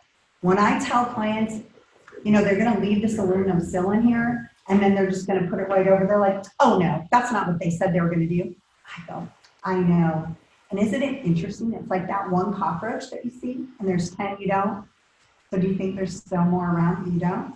So do you think if they didn't tell you something based on what you've seen today, that you have all the correct information? Because you know, you really do need to make an educated and informed decision, right? So this is just an example. You know, 86% of what we do is replacing windows. So my concern is for you, because you work so hard to earn this money and you want to do it right the first time. How do you make that hurt though? That's all statements. You gotta show the pictures with the cracks on the inside and the leaks on the inside. I like that because it shows the retro. Yeah, like right. So what makes it, like, what makes me break, what about what you just said made me hurt or change my paradigm? What made you hurt? Yeah, what makes it hurt and change what makes me fear basically doing that? This is an interior picture of that exterior. No, this is a different, this is a different. This could be a good one, but it's, what you're trying to show is like, with this stuff, think about it. If you're trying to create urgency and pain, it's not based on what their solution is. If they're telling you they're gonna shop and get other estimates, then you bring that shit up. It's about what they currently have. You show them what it could get to, or where it could get to if they don't do something. See, this is where it's at. Here's where it could potentially be. We're not very far away from this. Let me show you what we're gonna be facing when we go ready to get to something. That's what I want you guys to get from this exercise. Is you want to make it related to pain, not to basically just the solution. That's the fear of doing it wrong, but you got to explain why that picture, why I'm looking at that's bad. You got to get the basic audible version of what you're talking about there and why that's not a good thing. So just not just showing the picture, because remember, people don't do windows in their life. They don't know as much about windows as they do. It's like you going out and buying a computer, and the damn computer is opened up, and you see the keyboard and all the little gadgets and gadgets, little plugs and all that stuff. You look at that like, what the hell's that? Right? Mm-hmm. So they don't understand the things like we understand. So you got to explain it to them at a 7th grade level. You got to explain to them why that's bad, why that's not going to work. Are you showing these pictures during the inspection? I would, but I wouldn't like go into forceful bearing. I would show it when it's relatable to their situation, when it's relatable to the things that they need to fear, when it's relatable to further damage, right? Like the house me and you went on, it had the wavy. Oh, we should have shown cracks in the drywall, cracks in the stuff, all those. That was a fantastic house that scared the shit out of us with, right? Okay. You drop those, JC? Sure. Yeah, it's good pictures for sure. I'm just trying to get the relationship to how you tie the work. Yeah, I just don't know how to, I guess that one picture with the aluminum, in my head, I'm like, that's social proof. Like, even when I went to that one house where the cracks were all over there and the mold and it buckled out, all melted and stuff. So a lot of times when theirs are really bad, I say, oh my gosh, can I use these? Do you mind if I take pictures of this? But how you relate that information to another customer is what's important. Not that you got that, it's not that you have the picture, it's how you sell that information to the next customer. Right? So it's all that transfer of emotion. Oh my God, these poor people, they were into this thing, and unfortunately, it looks like your house isn't far away from that. But what do you get to before it gets to this, right here? I'll show you a picture. Wow, can you see this? This was caused because they did a retrofit installation. This is caused because they let it go on too far, right? You said you've been thinking about this for 7 years. Now you're going into the 8th year, and obviously, if you'd have gotten something done 4 years ago, not only would it have been cheaper, but you probably had half your house done. But can you see where, if this goes any further, we don't want it to turn into this? Can you see that? That would be a good thing, wouldn't it? No. Can you see why at least if we do nothing at all? I know this window here has to be replaced. I'm sure you would disagree with me on that, would you? You gotta still have pain, so physiological, they feel it. If they don't feel it, it's just feel good shit. You're just selling the solution. So you don't think if they look at a really crappy picture that they're like, oh, that picture is really crappy, and mine's not that bad? No, you've gotta tie it, you're not listening to what I said there. You've gotta tie it back in to how that fits in their home. If you just show a bad picture, like, oh, that sucks. If you go to that picture with the red on it, that's what happens if you do a retrofit installation. That shit leaks and now you have a hole. That's how you tie it in. I mean, that picture is a retrofitted window that leaked and destroyed the whole wall. Which one? The red cutout one, that was my deal. And like anybody that's been with me, if I see mold in the house, dude, I get into full panic. Like, back up, sir. The spores gonna be everywhere. Hold on a second. We're gonna cut out this. We're gonna cut out all these lines on. Oh, sir. This right here? No, the other one with the red one says cut out, where it says cut out. Dude, those are good too. Yeah, that was actually me and Cynthia went on that. one. Yeah, I pulled out the knife and started digging into the wall. That's not that bad. I'm seriously. With that red cutout one, you show that when people do if they're thinking about doing a retrofit. That's part of my favorite one, because it has the description in there, basically pointing out exactly what's wrong and what we have to do to That correct thing that leaked window. like a sieve, dude, and destroyed that person's entire wall. And it's the one, I'm got the right one, it says cut out on it. You got it up. Yeah. That's probably my favorite one.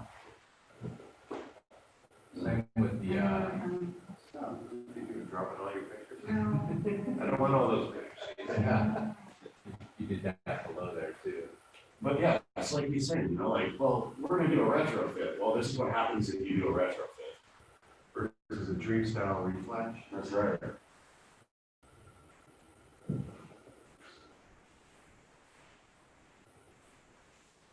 Anytime you can get where you find like where a drip or something like that's happened, do it like around the. If you're not, when you're on a house, if you're not scanning the whole parameter around each one of the windows, you're missing stuff. You gotta tie these all back in. If you start showing people, like, it's like watching somebody show you their vacation slide. No one gives a shit. Right.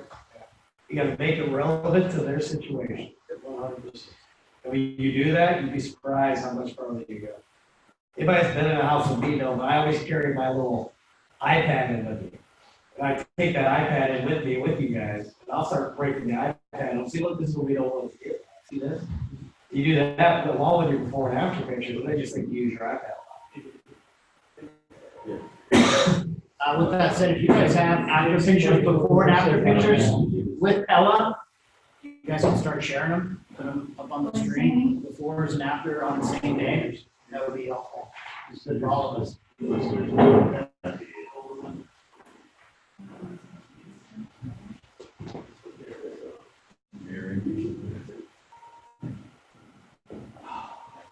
Fear and shame goes a long way. It does. That's why I love You have receptors. the zipper.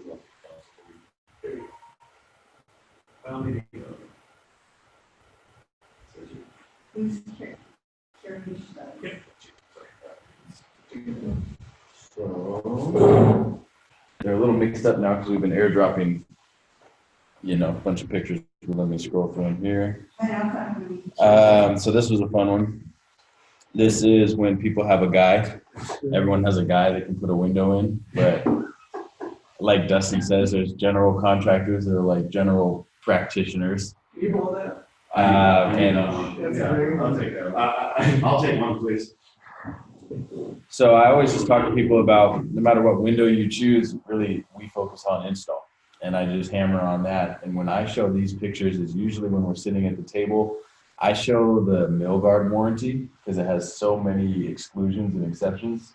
One of them is improper installation. So that's kind of a good segue. And then when you're talking about the reflash, I'll talk about something different in a second. But yeah, this was just ridiculous. And so Full frame. previous homeowner did this, and then the next homeowner, this was an easy sale. So I'll send that one over. Let's see. This was a fun one. Oh, there's the cutout. The Petri dish was pretty cool. So this door. So when you start to see just a little bit of fog happening in someone's window, and they might be saying, "Oh, it only happens in this month of this year, or when it rains." I always let them know this is like a science experiment. This is something growing. It's not just a little bit of fog. This is life. You have life happening, mitosis and meiosis. You have life happening. Evolution. So where's my Loch Ness Monster one here? Oh, yeah, my favorite. We have a lot that we just sent over. Scott sent this one a while ago. That was good. Those things are some sport. Yeah. Oh, so this is one I show in every house. This was a lady in El Cajon. Brothers Windows came and did a retrofit. You can tell this is pretty much like an 8-month-old brand new window. She called us out for the windows in the back of her home. And I was looking at this and I said, well, what's going on here? And she said, I don't know what's going on here. And I asked them, did they do a retrofit, et cetera? We called them on the spot to see what kind of action they would take. And Brothers said that they would come recaulk the outside of the window.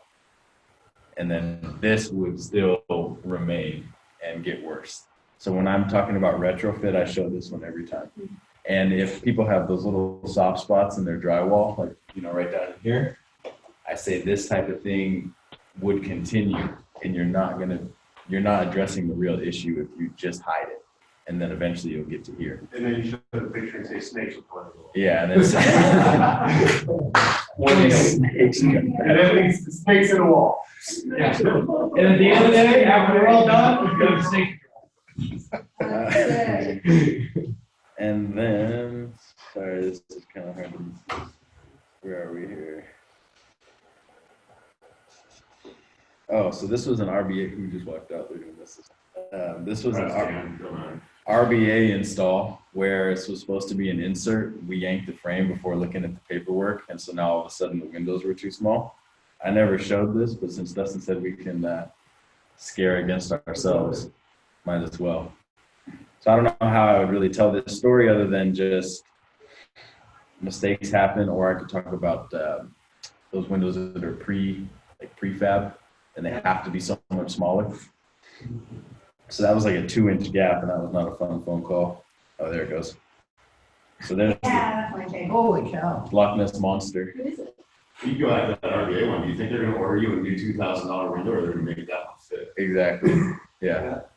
So then this one, when people have one window with just a little bit, of a seal failure and their other windows are fine, you can kind of say, well, do you want to catch it now? Or would you live with something like this for however many months that this took to happen? And how does that look when your neighbors are seeing that? Or What is that just? That's called a wiggle strip system.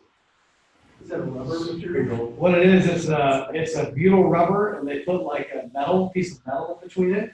So when it heats up, and when it happens, it causes it to basically expand up, and that swing follows the coil. And the coil that goes all the way around that thing, there's like a metal coil to hold it stable. But actually, what they found out was a big defect because it caused them all to basically start to shoot up between them. So if you see people that talk about super spacer, that's pretty much what a super spacer is, a butyl rubber seal in the middle of it with the circle strip. so this is just a good example of a rotten wood window. And if they were considering other companies to do an insert, and we're trying to talk about full frame, we could just talk about how this water damage is probably not just what you're seeing, but also in the frame as well. And then these aren't ones I've used before, but just damage I've seen. This door is pretty far gone. When I talk about doors, I always talk about how the threshold comes up to the frame, most cases. and then the water comes up and in, and then affects the slab. So then I'll break out the Provia or our door and show how the threshold goes all the way underneath the frame, and therefore there's no exposed area for moisture to wick up. And yeah. So I can make a little group of those. This door was pretty bad, super milky, gross. They couldn't even look out their door. Yeah.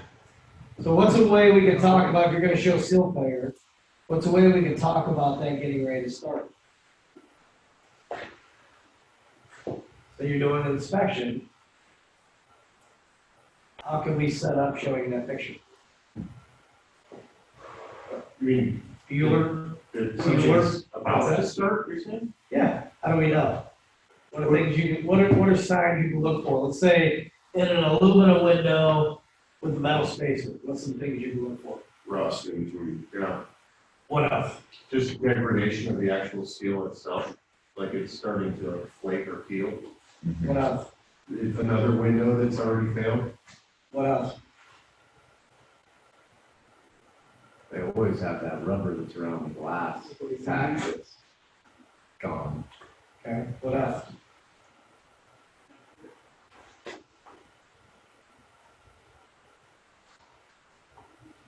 Come on, guys. Window pros, right? What else you got? Aluminum windows don't have any gassing to do with it, just two pieces of glass, so. Most of the ones you're looking at never had air gun gas in there anyways. Put a Even the level door on it. panes. What's that? Put a level on it, show them it's no longer square. Stick a window on top of it. I'm talking about seal failure. Okay. Always seal failure. Well, like if you look on one side and you look on the other side, and then you talk about how, are they clean or not? And I'm like, yeah, we've been trying to clean them, but it seems like they're not clean because it's coming from the inside. Nope. They keep wiping them. I had a window guy tell the customer. All right, so real quick, for you people who look at aluminum windows, let's say you can't find anything wrong. There's most of the time there's a board on stamp too. Because it tells you what year it was born.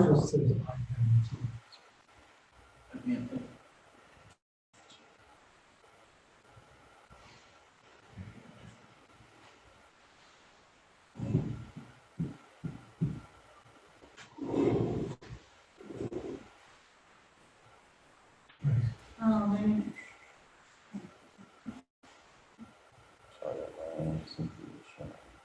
Let's steal this back real quick.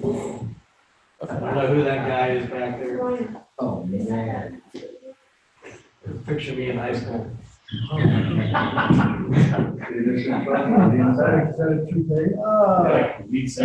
in high school. Yeah. What's that here? Full bullet. Can you airdrop that to us? What? Do you want this guy coming to your house? That guy right there? Did your IROC have T-tops? It did. It did. I have my career cut. Strap your runners on top of his IROC? All right.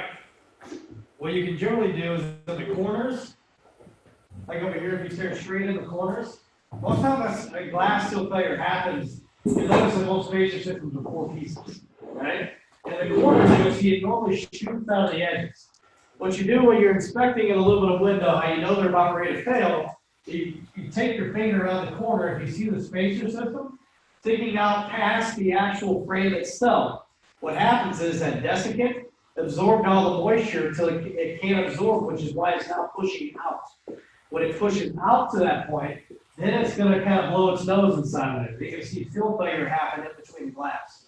If you follow your finger around the glass, I do that on every aluminum window. I learned that when I was in Texas, actually. There's all aluminum windows out there, so we had to figure out a way to make this thing sing and dance. So we go around and basically follow our finger around the inside and the outside of the window on a couple of them to see if we can see the spacer system sticking out. You can see it out, you almost educated. Wow. You know, I see this one's broken here, so now I'm showing a broken seal on the spacer system that's sticking out.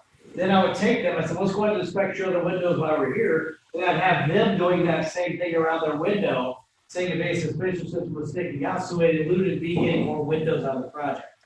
And it helped me because, you know, it showed it works. Same thing in here, see that? We walked over inside a spacer system here again. Both this and this, that metal piece in between there is going to be fatter than the frame itself. If you can see the frame, if you can see the spacer system past the frame, that means you can do it. See right here? You can see the edge of it is sticking out. That's because again, that desiccant has pushed out all it's going to do. Now you can see those beads sitting at the bottom of it because it's like baby, you know, baby diaper. All that stuff in the baby diaper, if a baby pees in the diaper too much and you don't catch it fast and change, some of that crap's everywhere, right? It's pretty much the same stuff they use inside there, which is like the desiccant. See, the baby diaper exploded inside of it, and now it's getting all over the inside of the glass. That's how you can tell. People are like, well, the argon gas leaked out. I don't know who told you that. It's not true, right? Because argon gas really didn't start happening until the 90s, where people were injecting argon gas into it. So if they had a house that was from the, you know, late, anything before 1990, pretty much was guaranteed not to have argon gas. Really, it really started to be fluent in about 2000. About the year 2000 is when it started really becoming more popular. Or that we're selling the difference in, you know, basically insulating glass packs. So when you look at that just kind of shows that. You see the spacing system where it looks like somebody ran the, you know, it looks like just a little dot, look like somebody ran a sewing machine on it. When you see those are breathing tubes. Those are like little holes that allow it to breathe. Those are weep holes. That allows the air and moisture to move and circulate through the system, prevent it from fogging up, which is why this hasn't fogged up, but yet it's exploded out on the sides. So it's what happens is sometimes manufacturers put that in there to last 2 years, or it can last sometimes 10 years. Back in the day when they didn't have argon gas in there, they can last 20 years without thing being broken and you'd never know. It means you just paid all that money for energy efficiency, but yet it's gone and you can't even see it. You just trust it's there because you don't see the fog up in between it. So when you look around the edges, you see that spacer system sticking out, you know that it's broken, they just can't physically see it yet. So it's not going to be long before your other windows are doing the same exact thing.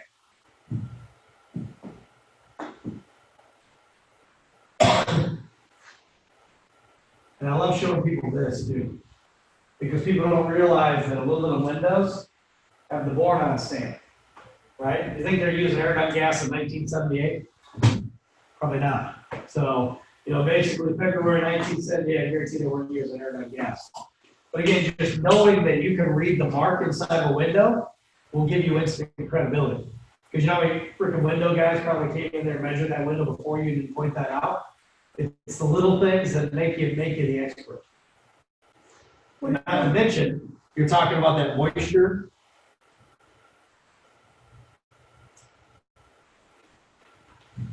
From the condensation and all that stuff happening. You know, fortunately, aluminum windows, you know, early in the morning, late in the evening, especially they got curtains on it. You know, basically you got warm and cold air that meet each other, so it creates moisture, right? It's like a fence. That's going to catch on that aluminum, that moisture, and then it's going to run down into that corner. It doesn't take very long before the protective overcoat on basically the drywall gets worn off. And then it goes to the paint layers, and it gets back down to the drywall itself, and it starts to break and peel apart, right? So that didn't just start happening yesterday. That's been happening for a long time. So now it's to the point where this is a wet rag. That gets into your ceiling, starts getting back down into your drywall. That, you know, they tell you basically, they tell you, all it's going to tell you 3% moisture, tell an insulation can last by a third below that, right? So look at that thing. No, where yours already has some of that starting mark onto it. You think this is something we should get to now, or we should wait till it gets us back? See what I'm saying? How you can use these pictures in your arsenal. If you don't, you're not good enough, not comfortable enough, you got to practice in your hall. That's what the value of pictures do, because it makes all the sense in the world when you're looking at it, and it shows some of that fear from them too. So that picture that you show of the house with the snakes, it's like that, all that moisture going on, none of that insulation is collapsed. Yeah, it was. Yeah, well, Was it? The snakes Yeah. collapsed. yeah, it was disgusting. Yeah, that insulation absolutely is collapsed. Well, they were fluffing it up when they were scooting through.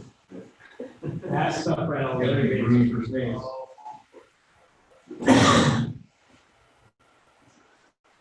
So what was the dollar cost on that?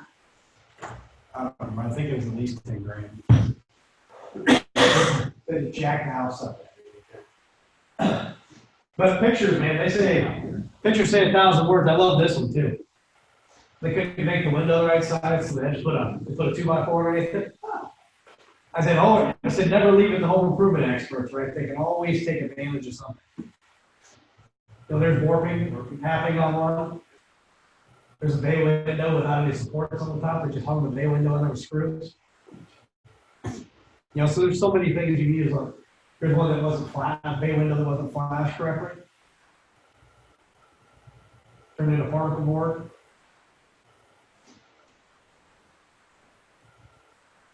There's again the spacer system sticking out. Same thing. That's an Anderson window, actually. There's a 400 series Anderson window.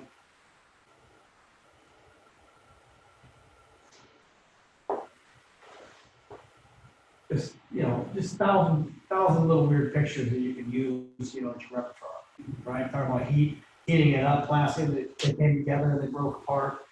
Whatever you find in your arsenal. I got so good at using these when I was in the house that I could literally skip half the rest of my presentation because I had them so bought into what they didn't want to have happen that they just trusted me to make it happen.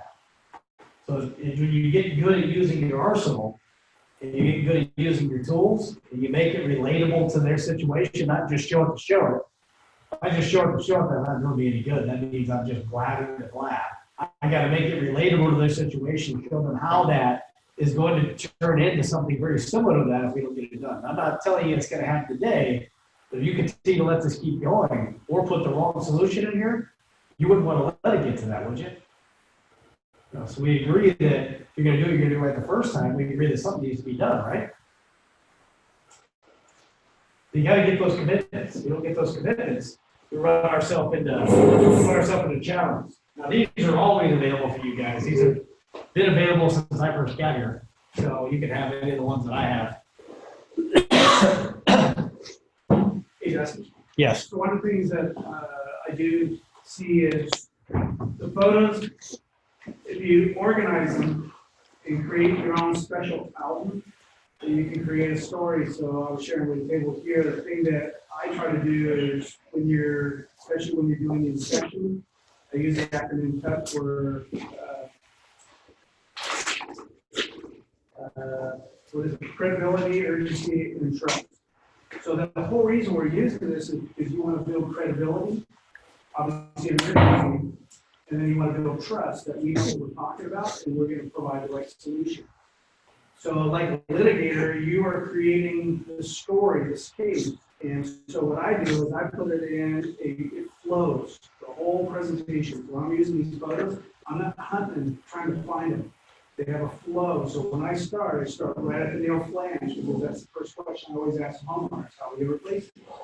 And if they don't know, a lot of times even in the warm-up, you can kind of get that information, how much you know about window replacement, and then the industry, you can say, well, so can we take a little time as we go through the inspection? I'll kind of explain this process and be able to show you some photos, kind of give you some information that will be helpful. They appreciate that. But I go through that. I go through the nail flange. I go through, and I can bring it up just to show you real quick.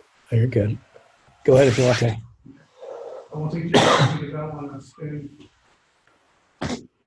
Justin's busy running anyway. Okay. Doesn't faze me. So this is normally where I start. So I want them to see what a nail flange looks like, at least in the drawing.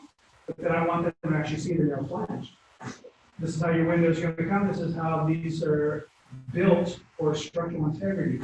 And so a lot of companies will end up removing it. But if you want to maintain that structural integrity, thanks to Nick now, I'm going to use this photo. So this is what contractors or home improvement people that think they know what they're doing, they're just going to add it with a nail flange. Obviously, that's not sealed, and it's bad. But that's maintaining that nail flange. So then what most companies are going to do is they're going to come in and cut that. They're The very thing that provides structural integrity around the window, they're going to insert this into an opening. New construction windows, expansion, contraction. You can see how the vinyl begins to crack, the stucco, water infiltration. We talked a little bit about that. I picked this up this morning. We use this now. Why do we not use aluminum siding on homes? Here's vinyl siding. Vinyl. Great example. Why we don't use it. So if we don't use vinyl siding here in Southern California, why would you ever want to consider vinyl windows? Then I go into the installation of retrofit, explaining that the caulking is your weather, it's the only weather management system it has.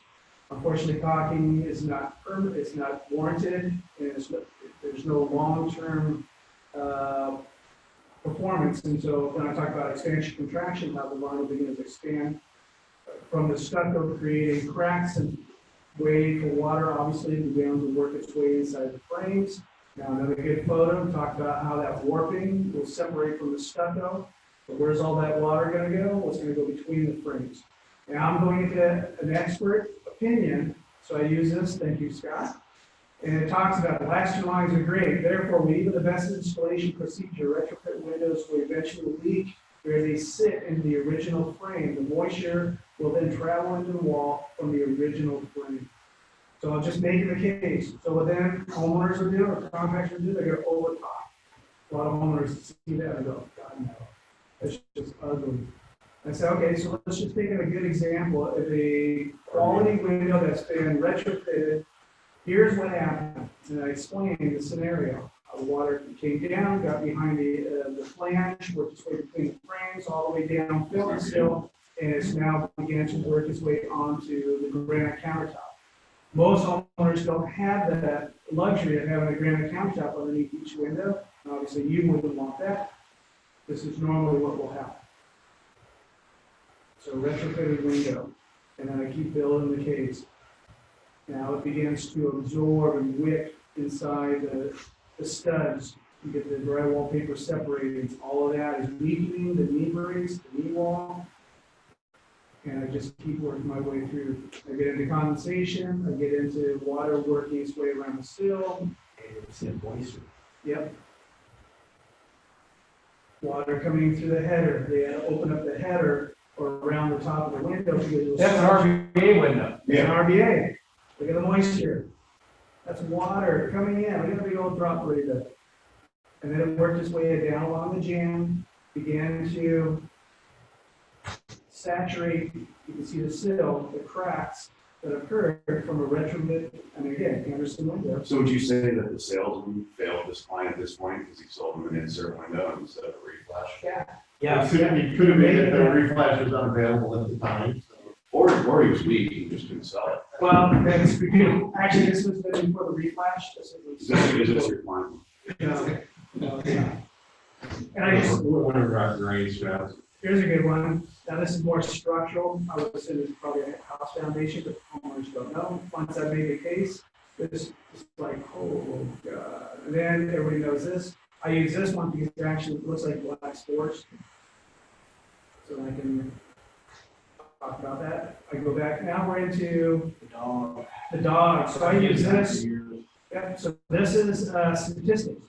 So expert testimony, you have, or expert opinion, you got testimonials, which are all these photos. The journey of the Journal of American Medical Association. Yep. This goes into warping. We talk about temperature outside, what happens when we, what is the temperature of asphalt, which is no different than drywall or stucco, and then you get into the warping. So then I just get photos, and I'm just building the case. Why vinyl? Why not vinyl? Here's this was, I think, for a mill guard. For pellet. Okay. No, it should be. This is a great one. Talk about a vinyl wrapped on top of aluminum or a metal exterior. Everybody sees that one. This is great. Insulation, condensation, or installation. Oh, man, that one. I remember that one. Termites. I sold that one. That was a fucking disaster. And it's just, so I keep telling the story all the way through, condensation. This, they had plantation shutters, there's customer line, plantation shutters, they kept them closed because they lot of times people have plantation shutters for either energy efficiency or because they don't want to look through what's on the other side. I mean, they would love to be able to have this view, they would love to be able to have ventilation. But this was an absolute night eyesore to them. All of these are just eyesores. There's your needle, warping, cracking. There's your, you're talking about blowing your nose, desiccant beads. Do you go through all these, this whole? I don't go through all of them. I go, it's a tool. I Once use you run what I it into need. their house? But I build the story. I'm trying to build the story all the way through. Depends on what they have. So if it's wood clad, this is Ryan's. That's fun. Yeah, this is fun. Isn't that beautiful? My buddy's a trim carpenter. Was. There's wood casements. There's someone, try to see it. Anyways, so I try to make a story. So if you have it already lined up in your album, it's easy to find. I know exactly where each one of these photos are, so it's easy to find. You I'm searching for it. you probably need to limit your number of pictures down to like 4 or anywhere between 3 to 5. You don't want to be blasting a crap load of pictures unless it's all for the same job. But you want to make sure that you are make sure you're setting yourself up for success. But again, if you show too many pictures, it's overbearing. Well, so sometimes too, even if like Mark, like what Mark was doing, where it's like, hey, I want to show you these 3 or 4 pictures, but you're still just kind of going through the other pictures. People are still seeing it as if you're not stopping on the picture, but they're still seeing it. All you got to say is like these are just some of the jobs. Yeah, we replace a lot of replace. Yeah, we replace. The way to set that up is, you know, unfortunately, we specialize in replacement windows. Let me find the one I'm looking for here, and then basically you can keep flipping through. Like, oh my god, really? Mark's right though. You need to create albums. Like I've got separate ones, so you don't look like a yutz spinning through. I just actually just did that too. Yeah, I've got one specifically for installation. I got one on, you know, 5-foot floor, like everything. Yeah. I mean, it's a lot smoother when you're trying to show pictures. So if you guys want, when I, Window World, I was going on a Facebook page where you requested windows, somebody said Window World, so I sent this to them. They actually ended up giving me a call. It says, just on Window World's website on their warranty, it says. Oh, this is actually really good. Window frame or trim packages against water and or air infiltration, caulking may be necessary on some installations. Caulking maintenance is the responsibility of the homeowner. It is not considered part of the product and is not covered underneath the warranty. So then I showed them the one thing that stops water from coming in your house. It's not their responsibility, it's your responsibility. Yeah, that's actually really good.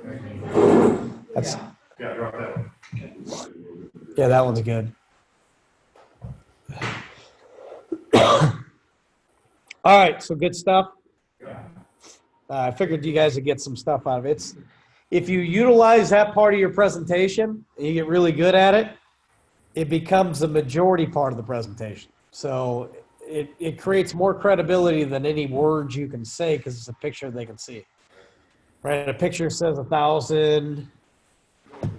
Exactly right. All right. So real quick, we're going to roll through this and we're going to end because I can't breathe. But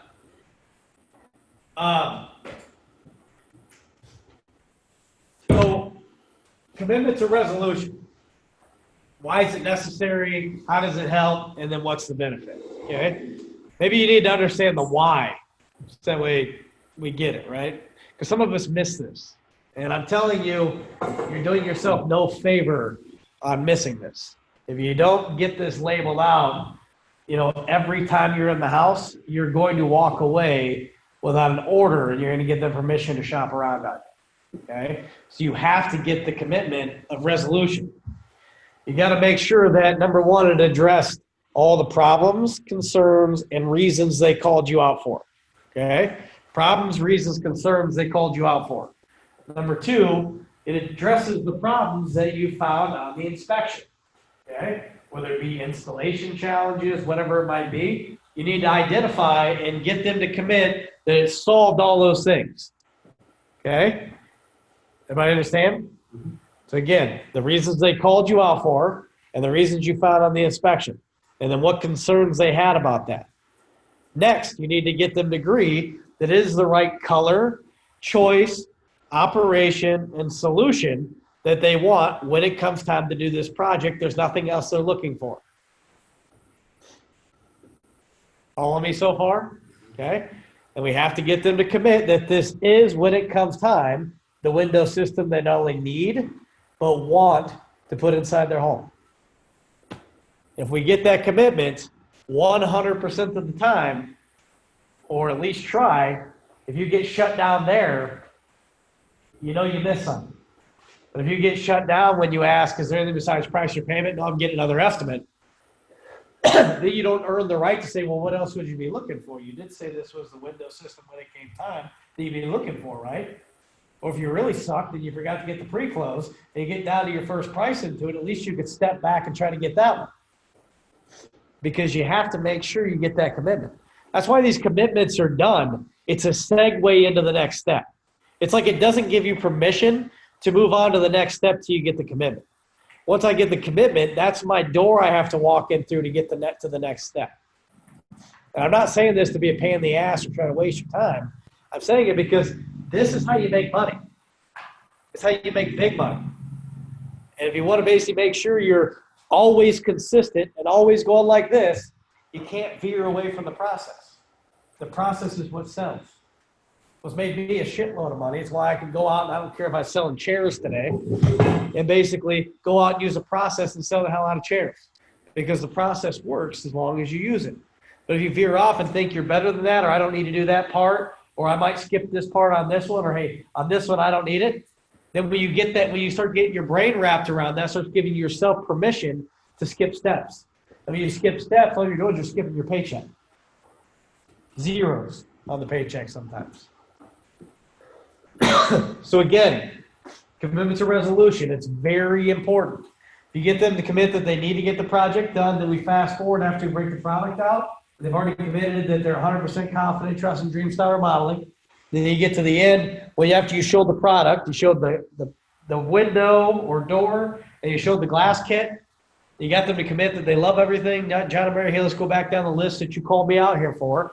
Looks like we took care of this, this, and this. Would you agree with the window or door system? Yes, we also took care of what we found on the inspection, which is why we need to do the San Diego, or that, not San Diego, whatever. Dreamstyle Reflash changes. So Dreamstyle Reflash, yes. Can you see why if we didn't do that, some of the fear pictures that we showed you earlier, knowing that that's going to basically leave you in a worse position than you are today? Good, so you agree we take care of that. Now, as far as the colors, choices, features, operation, have we got all that stuff correct too?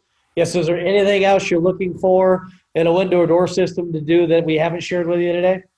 No, so it's safe to say, for my pricing purposes here today and making sure I've got everything right, that this is the window or door system that you do want and need when it comes time? Yes, great. I know you're going to love what I've got to put together for you. You got to get it so it sounds nonchalant, kind of not salesy, but you got to get used to asking that. So when it comes time, this is the window or door system that you do want in the home when it comes time, correct? Great. Great. I just got to price this thing out. I think you're going to love what I've got to share with you. That whole statement, you're going to love what I've got to share with you. Just right before you get done doing it, it's okay. So we're putting a positive notion into before we roll that price. But I promise you, if you're missing this, you're missing orders. We have to be good at every step. And remember, they have to own it, not just say it. Does that make sense? They have to own a commitment, not just say it. Poor Mike asked me, how do you get somebody to own a commitment and not just say it? He goes, I don't know what the difference is. I said,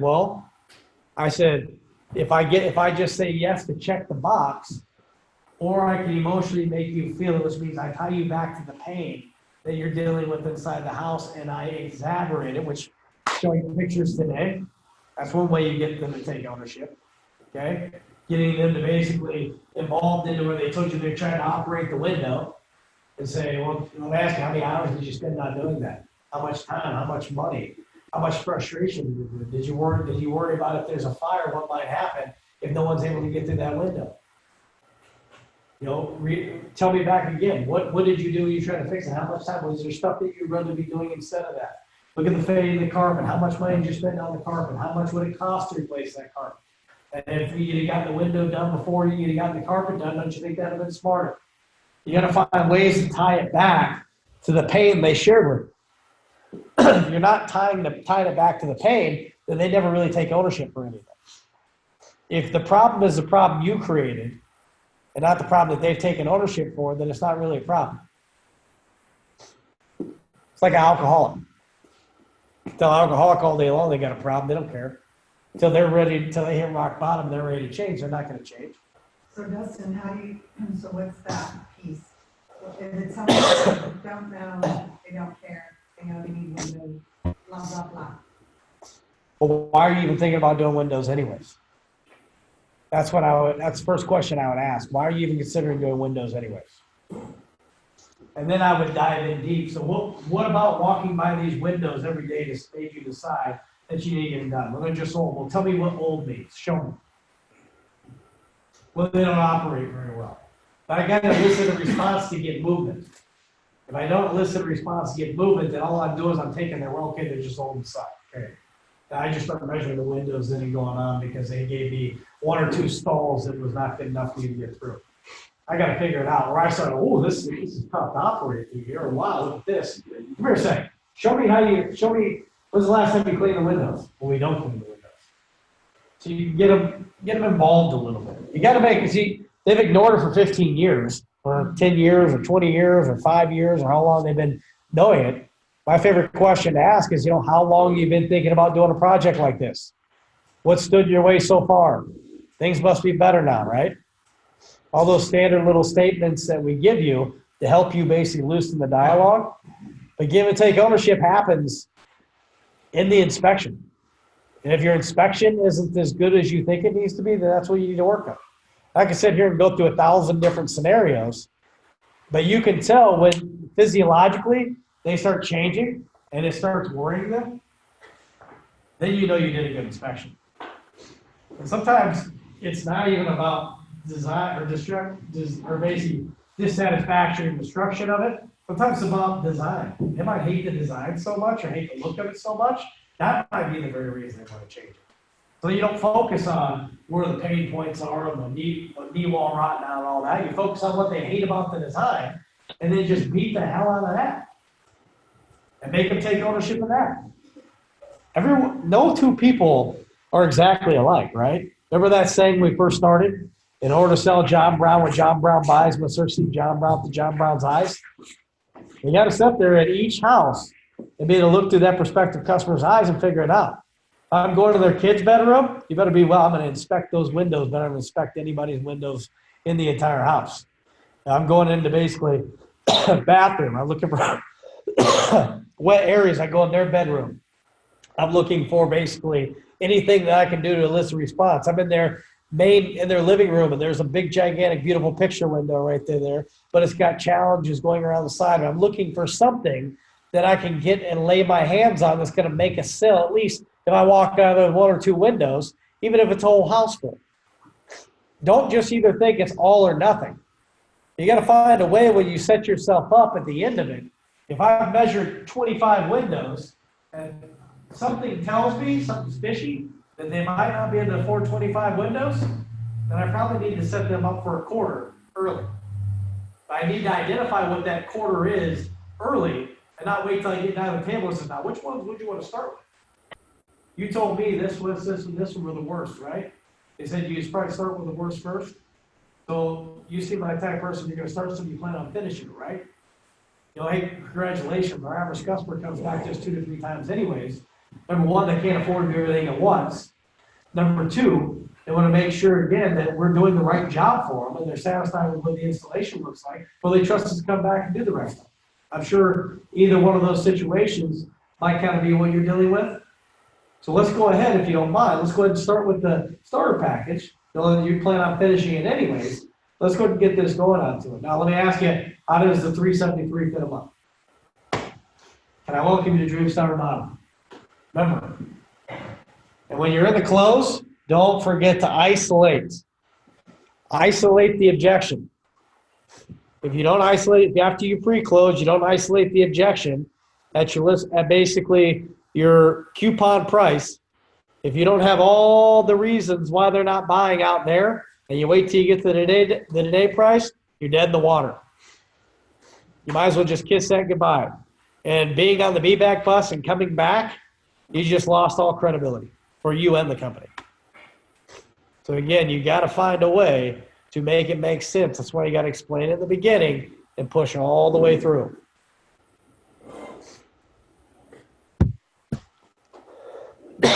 Remember, super important. San Diego's best.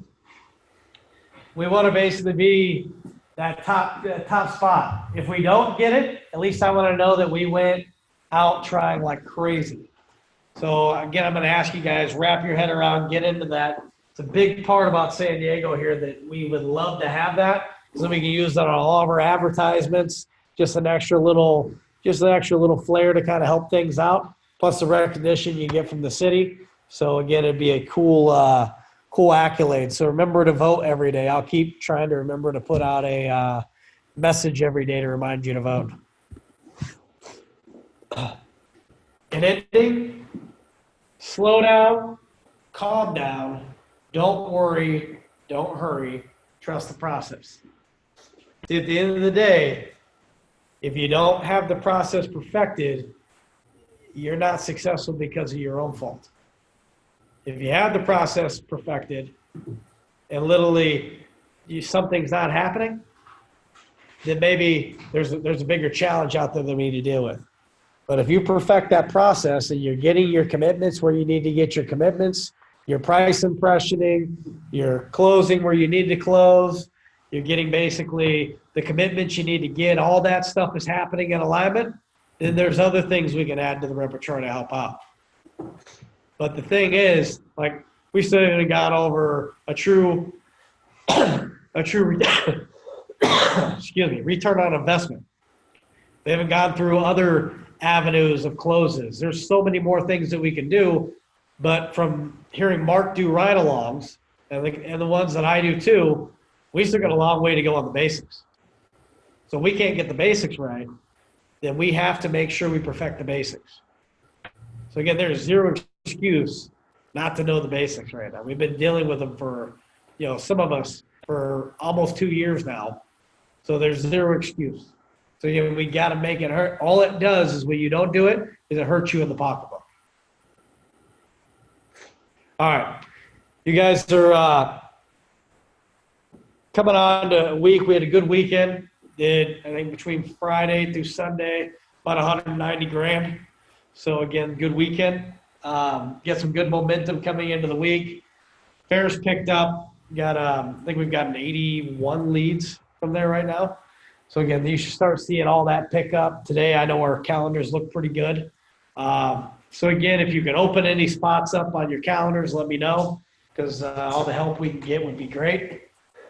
Saturday, which was great day, but again, we could have had an even bigger day, but I know it's Father's Day weekend. A lot of people had stuff going on. Appreciate those of you that stepped up. We did have a monster Saturday, which I kind of knew we would. That's why I begged people to work. So with that said, I'm gonna roll out. I'm gonna go home now. So I'm gonna go work from home. I don't feel good. So as it sounds, you can probably tell. So let's go today and get on out of here. Anyways, appreciate the hard work today. Hopefully you guys got your pictures from each other. And let's have a good day. Who they think gonna beat San Diego? Nobody. Have a good day, guys. Bye, guys. Thanks, Dustin. Thanks, Dustin. Get some sleep. Let